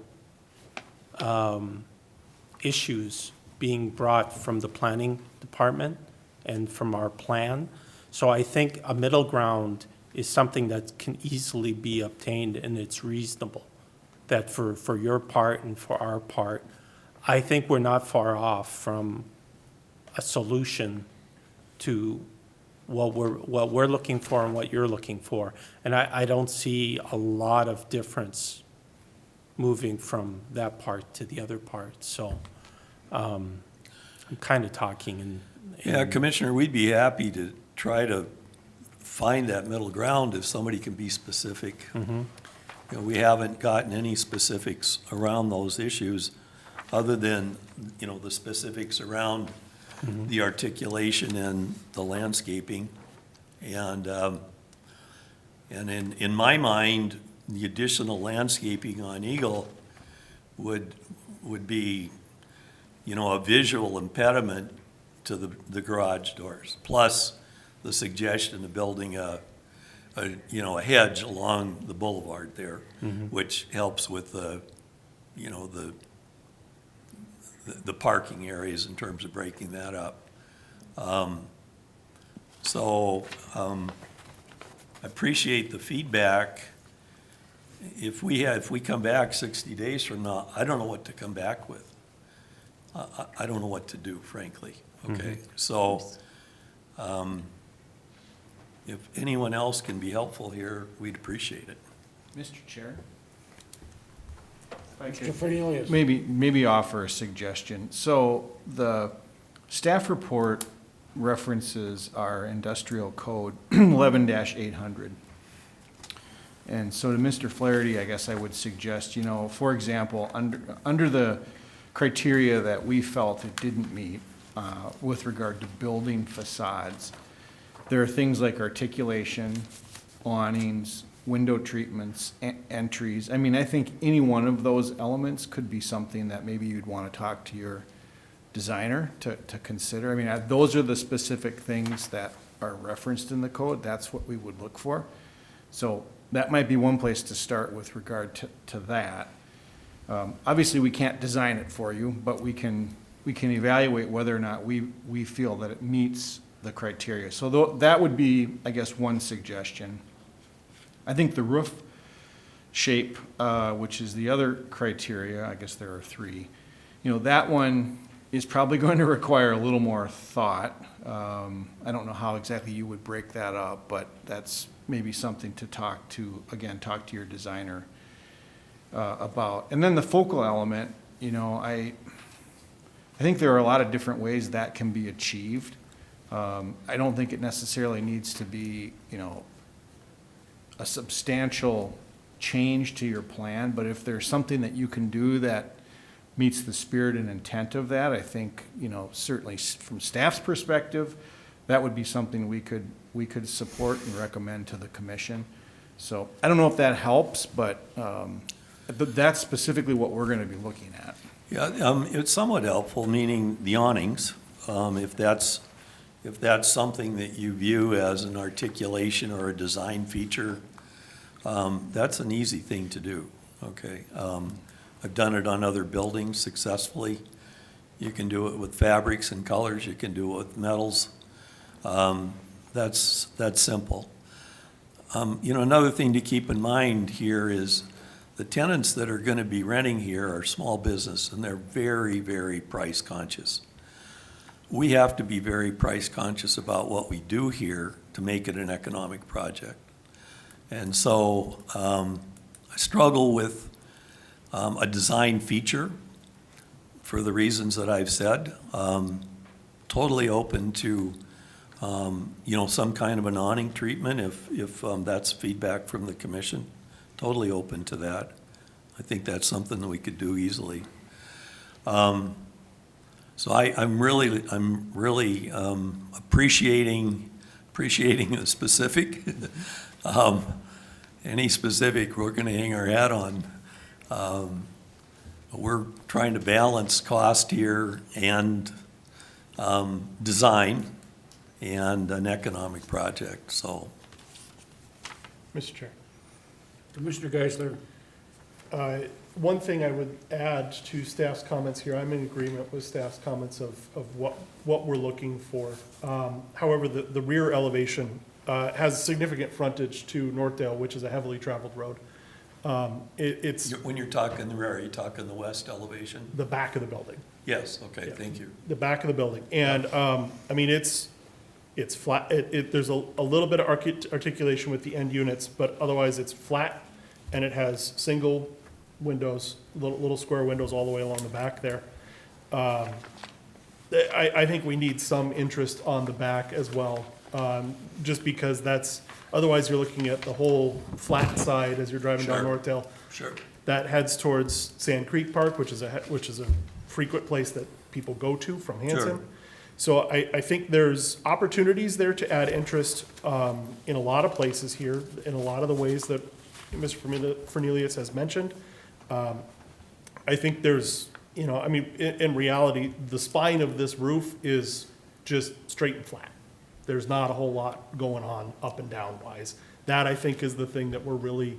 Well, it's a 312 roof. I mean, you Yep, know. I understand. But if you look at our other facilities that have been done in this row style, there are elements that have been done to add interest, to add a focal point, to add something to it. And I think we're looking for that. I think we're looking for a little creativity as well. So I believe that, staff is giving us the direction to help, to let you go back and work on this a little bit. I think that's great. It sounds like, they're trying to guide you to make sure that this happens.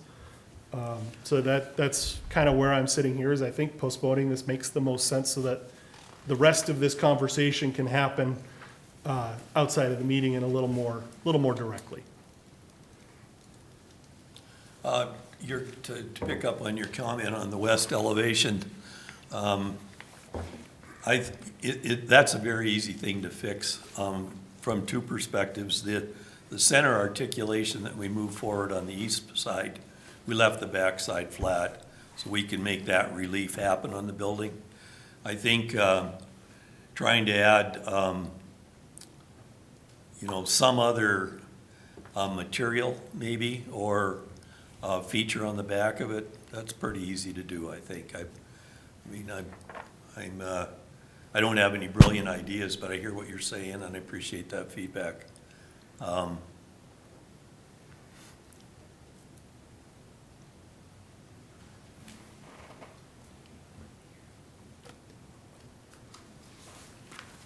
I think that, again, on the west elevation, the backside, in addition to whatever thoughts you may have, that there would need to be some type of articulation or something done to the roof line as well. Because again, that's very bland. It's one flat roof back there. Sure. Some gables on the backside as well as the front side. Sure, okay. Just something to throw into your architect. Thank you. Mr. Chair. The commission does need to open a public hearing. I understand that. My suggestion, once it does that, is to perhaps just leave that open for next time, depending upon if the body continues this matter to the next meeting.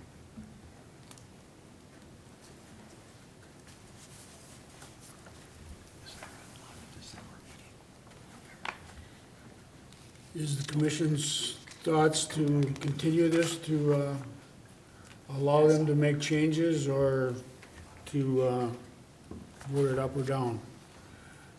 That determines how we handle the public hearing.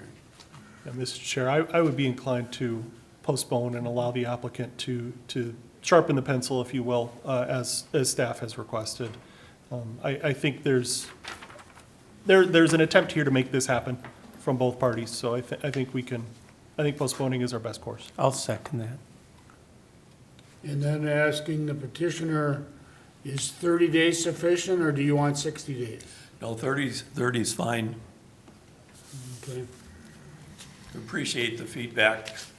We'll take another stab at it, and hopefully come a little closer. If not,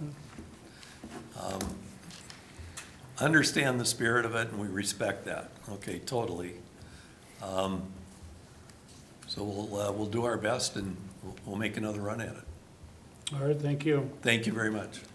So at this time, I will open a public hearing in planning case 21-46.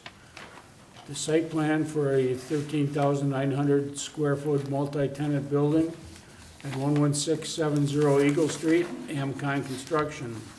Is there anyone present that wishes to speak at this public hearing?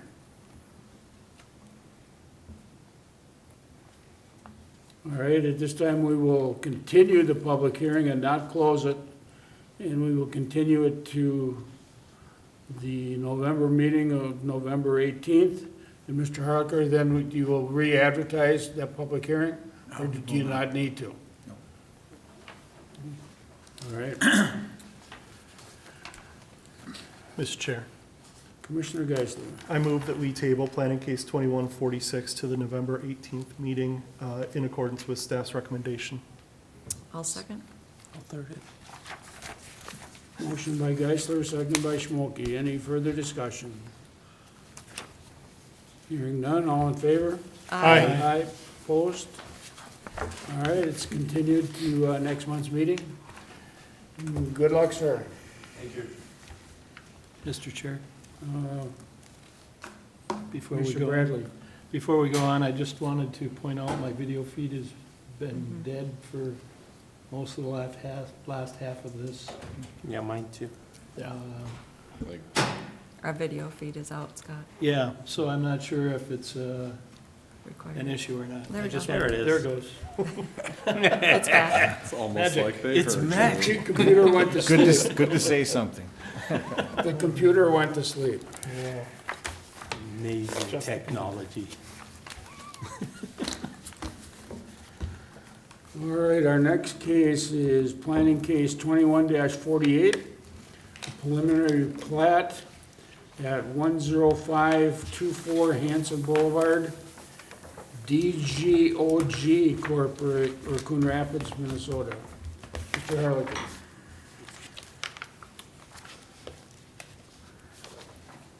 Yes, Chair and Commissioners, this is a preliminary plat, to plat the parcel here outlined in black. Coon Rapids Boulevard, Hanson Boulevard, Coon Rapids Boulevard Service Road. Right now, it's, I think it made up of 3 parcels, and they're looking to plat that into one lot, as well as getting a piece of it here for the service road, as well as another triangular piece here that will be dedicated as right-of-way for the service road. The lot will be 53,916 square feet. In conjunction with this plat, the applicant is proposing a site plan for a 10,000 square foot Dollar General retail store.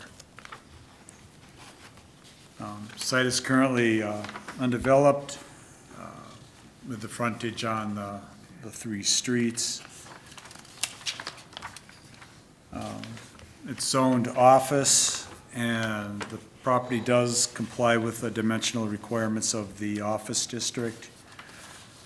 Park dedication in the amount of $6,200. That's $5,000 per acre. Will be due prior to releasing the plat for recording. And Staff is recommending that the Planning Commission recommend approval of the preliminary plat with the conditions that all engineering comments be addressed, all comments from the Anoka County Highway Department be addressed, and park dedication in the amount of $6,200 be paid prior to releasing the plat for recording. Thank you, Mr. Harlicker. Commission, any questions for Mr. Harlicker? All right, hearing none, we will open a public hearing in planning case 21-48, preliminary plat at 10524 Hanson Boulevard, DGOG, Coon Rapids. Anyone wish to speak to this public hearing?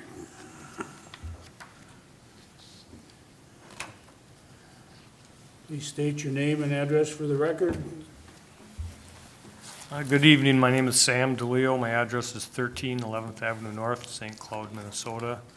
I am the land surveyor on the project, and I'm just here as a representative of the Overland Group, who is the applicant. And I'm just here to answer questions. I just want to let you know that in case you have any. Thank you.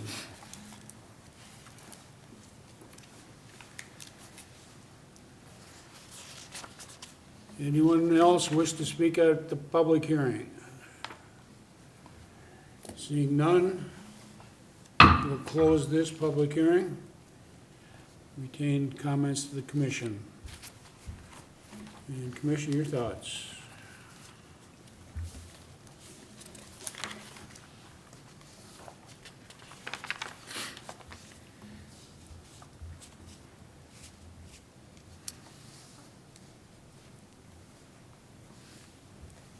No questions? I can make a motion if people are okay. No comments. Okay, in planning case 21-48, I make a motion to recommend approval of the preliminary plat with the following conditions: that the engineering comments are addressed, comments from Anoka County Highway Department are also addressed, and the park dedication in the amount of $6,200 is paid prior to releasing the plat for recording. Second. Motion by Schmolke, second by Geisler. Any further discussion? Hearing none, all in favor? Aye. Aye. Opposed? Motion carries. This is a recommendation by the Planning Commission and will be heard by the City Council at their November 3rd meeting.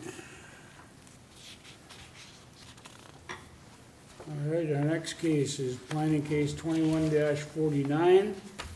A site plan for a 10,600 square foot retail building at 10524 Hanson Boulevard, DGOG, Coon Rapids. Mr. Harlicker.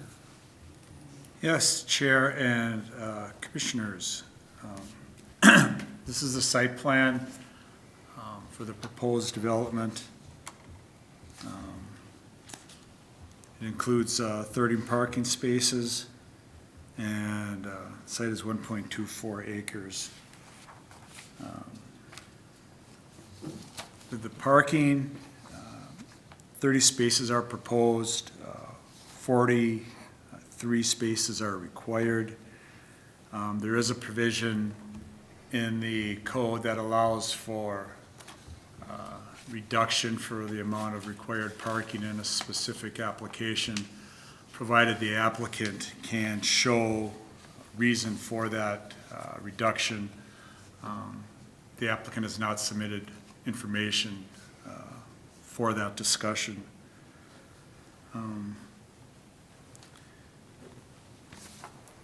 The site plan was compared to the findings of the general standards for site plan review.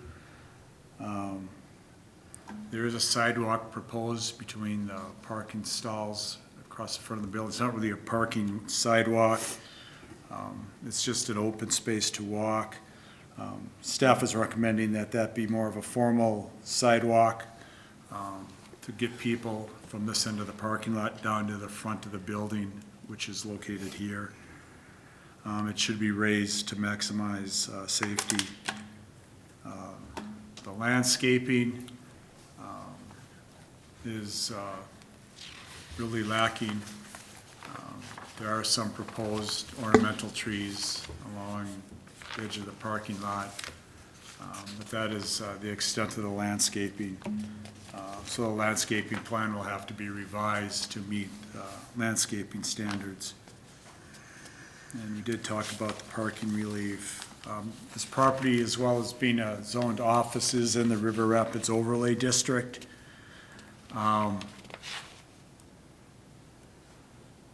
so it has certain design standards that it has to meet. One is two-story expression for the building. This is the building here. Something should be done on the north elevation, which is the side that faces Coon Rapids Boulevard, to give a better indication of two-story expression.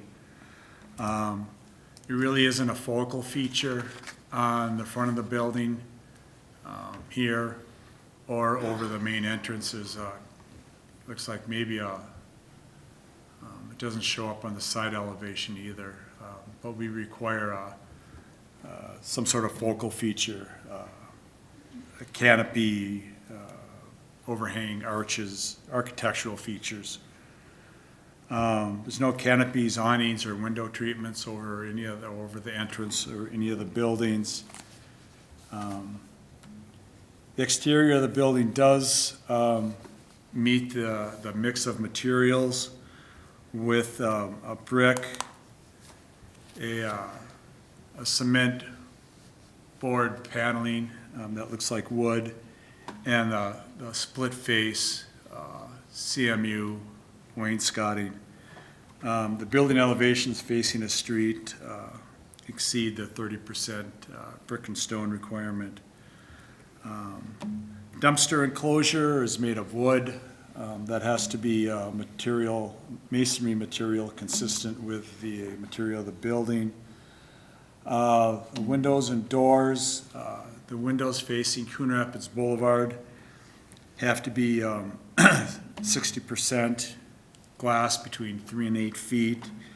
The issue is here, they've got the glass, but they are proposing spandrel glass, which is not a transparent glass.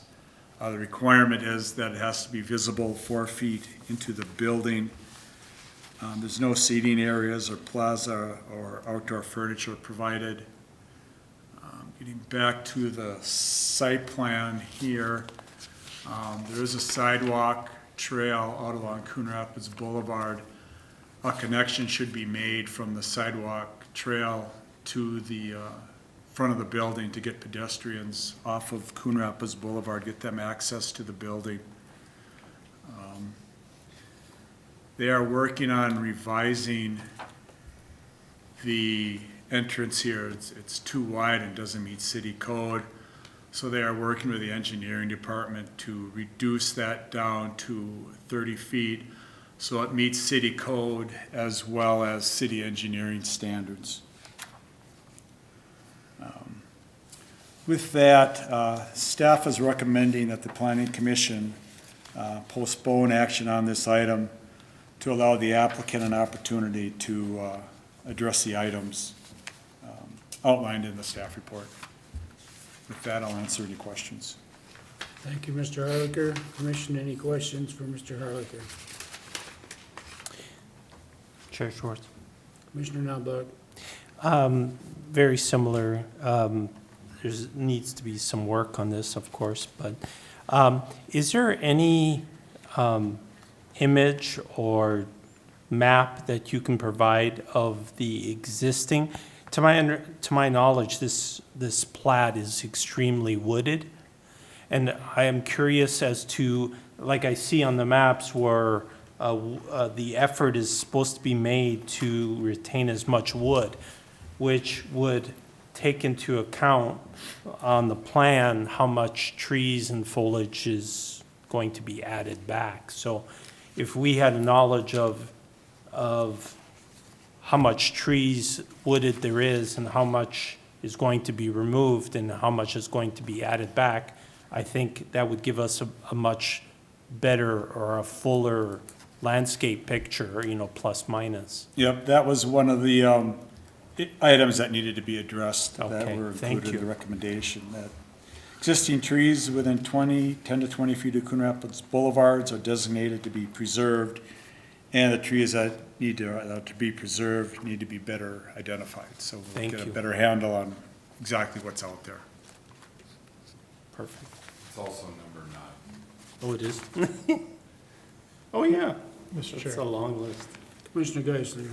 Mr. Harlicker, pretty long list of stuff here, given that the architect isn't present. Do you No, believe I that got they're it gonna here. be, do they need 30 days? Do they need 60 days? Do you have any inclination of where they're at with meeting our basic standards? They've come a long way from the original drawing was a metal pole building. Okay. So they have come a long way since then.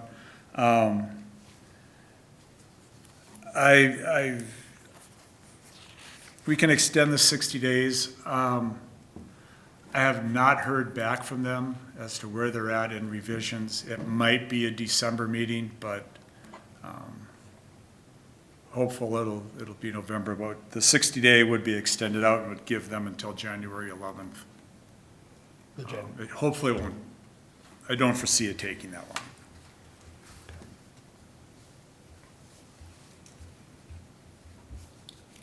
Chair Schwartz. Commissioner Knobloch? I recommend the 60 days because I haven't seen a long list like this.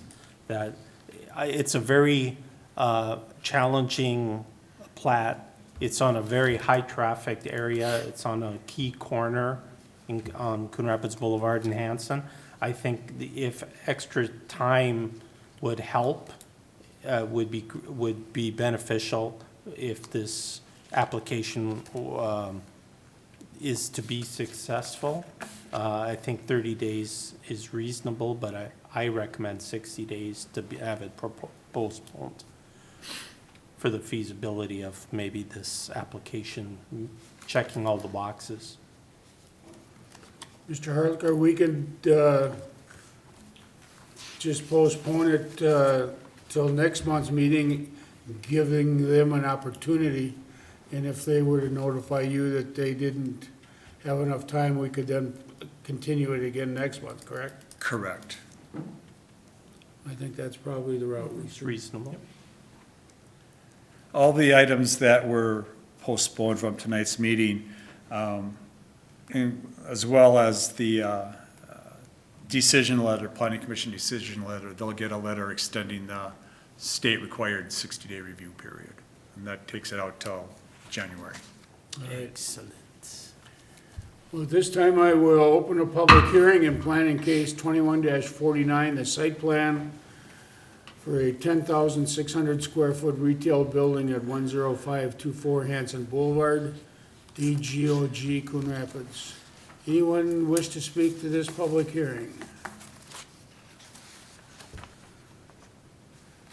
Seeing none, we will continue this public hearing to next month's meeting and leave the public hearing open. And commission, thoughts? Chair Schwartz. Commissioner Knobloch? Make the recommendation. Are you ready for a recommendation? Sure. In planning case 2148, Planning Commission proposes that action on this item to the next month's meeting to allow the applicant the opportunity to address the items 1 through 12 as listed. Friendly correction, postpone. Postpone, thank you. And Mr. Chair, it's 2149. The report says wondering. 2148, but it's actually 2149. Very good catch. Headers. 49. I thought I'd been saying No, 2149. you had, but Commissioner Knobloch referenced 2148. Yeah, I was just reading. So I So, just wanted to clarify. Okay. thank you for catching it. 2149. No, in the case report, it does list 48. All right, so it's for planning case 2149. We have the motion by Commissioner Knobloch. Is there a second? I will second. Motion by Knobloch, second by Schmolke to postpone this plan until next month's meeting at November 18th. All in favor? Aye. Aye, opposed? And this case is continued.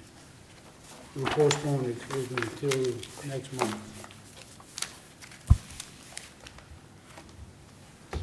All right, our next case, planning case 21-40.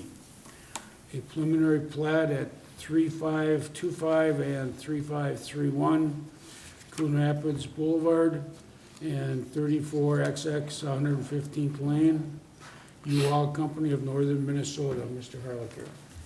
Yes, staff is recommending that the commission open the public hearing, continue it to the November 18th meeting, and postpone action to the November 18th meeting. Staff is revising their preliminary plat. The plat's not being revised, but the next item is site plan and conditional use permit are, and they wanted to continue both items, bring them forward as a package. All right, at this time, I will open the public hearing for planning case 21-40. Preliminary plat at 3525 and 3531 Coon Rapids Boulevard and 34XX 115th Lane, U-Haul Company of Northern Minnesota. Anyone wish to speak to this public hearing? Seeing none at this time, we will continue the public hearing to our November meeting on November 18th. And Commission. Mr. Chair. Commissioner Geisler. Question for you, Mr. Harlicker. At the last time we saw these sites, it raised the question about the River Rapids Overlay District bisecting that parcel. Is that going to be addressed coming up as well? That was the one off of 115th. The River Rapids kind of, there were the three parcels that they were putting together. Yep. It kind of bisects. The back one. The three parts that they were Yep. looking at. Are we going to be realigning that as well? We will not. No, that's not part of this application. Okay. That area on the site plan will be designated as that's their stormwater management area. Okay, thank you.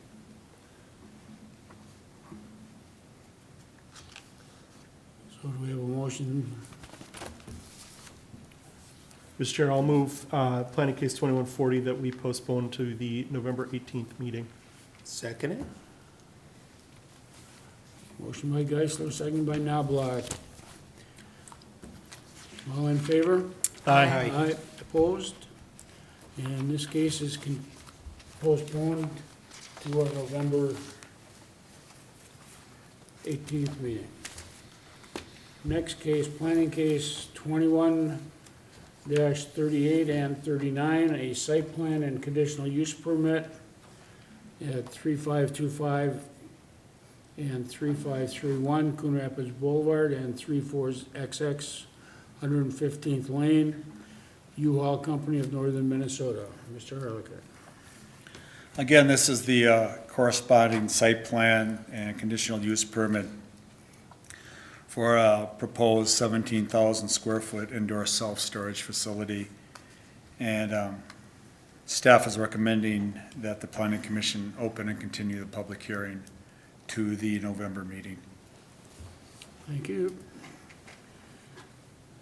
At this time, I will open a public hearing for planning case 21-38 and 39. A site plan and conditional use permit at 3525 and 3531 Coon Rapids Boulevard, and also 340XX 115th Lane, U-Haul Company of Northern Minnesota. Anyone wish to speak to this public hearing? And seeing none, we will postpone, or we will continue this public hearing, leaving it open until our November 18th meeting. And Commission. Mr. Chair, Commissioner Schmolke. in planning case 21-38 and 39, I move to postpone to the November 18th meeting. Second. Motion by Schmolke, second by Geisler. Any discussion? All in favor? Aye. Opposed? And in this case, they're postponed to our November meeting. And planning case 21-50, a preliminary plat at 8840 and 8850 Evergreen Boulevard, SCF, Coon Rapids. Mr. Harlicker. Yeah, again, Chair and Commissioners, the applicant needs time to provide additional information and has requested that the application be postponed to the November meeting. Thank you. We'll open a public hearing in planning case 21-50, a preliminary plat at 8840 and 8850 Evergreen Boulevard, SCF, Coon Rapids. Anyone wish to speak to this public hearing? Seeing none, we will continue this public hearing to our November meeting on November 18th. Commission. Mr. Chair, I move in planning case 2150 that we postpone the planning case until the November 18th meeting. Second. Motion by Geisler, second by Knobloch. All in favor? Aye. Aye, opposed, and this case is postponed to our November meeting. And that completes our agenda for the evening. Mr. Harlicker, anything under other business?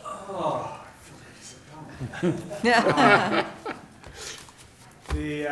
Schneiderman's is going into the old Sears building. They have submitted permits for demolition and interior modifications, and they're on their way to transition into the furniture store. There will be some alterations to the exterior of the building to bring it more up to date, but that's the new one. We signed off on the permits for that car wash, MK Car Wash, Sunshine Car Wash. So they'll be starting construction. We are moving forward, the city and Sherman, on setting the groundwork for the apartment buildings at Riverdale. And Paladin School has their application in, and they're 3/4 of the way through the building permits review process. And that's really it for the new projects that are coming online. Mr. Chair, if I can Mr. Fernelius. add one comment to that. There is another item too that, just so you're aware of it, that the council is likely to discuss coming up on November 9th, so this would be before your next meeting in a work session.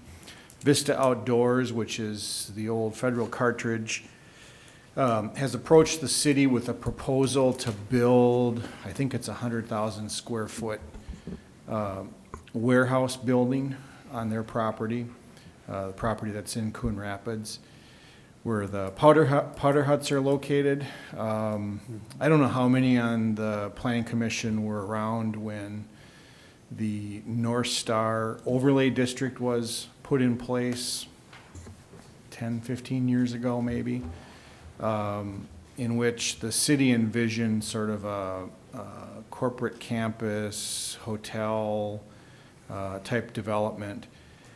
And as part of that, there was a limitation on how much additional warehouse space could be constructed, and the company was agreeable to that. Since that overlay district was created, the company's plans have now started to change, and they are in desperate need of warehouse space. So they've approached staff with a concept plan to build additional warehouse space, which would not be allowed under the current overlay district. So they have requested an opportunity to present this concept to the council on the 9th to get additional feedback. So it is a public meeting. I don't think it's going to be set up as a joint meeting with the Planning Commission, but if members of the Planning Commission want to listen in on the conversation and what direction the council may provide to the applicant, you're certainly welcome to do that, and we can provide additional information and a link to that work session item if you're interested.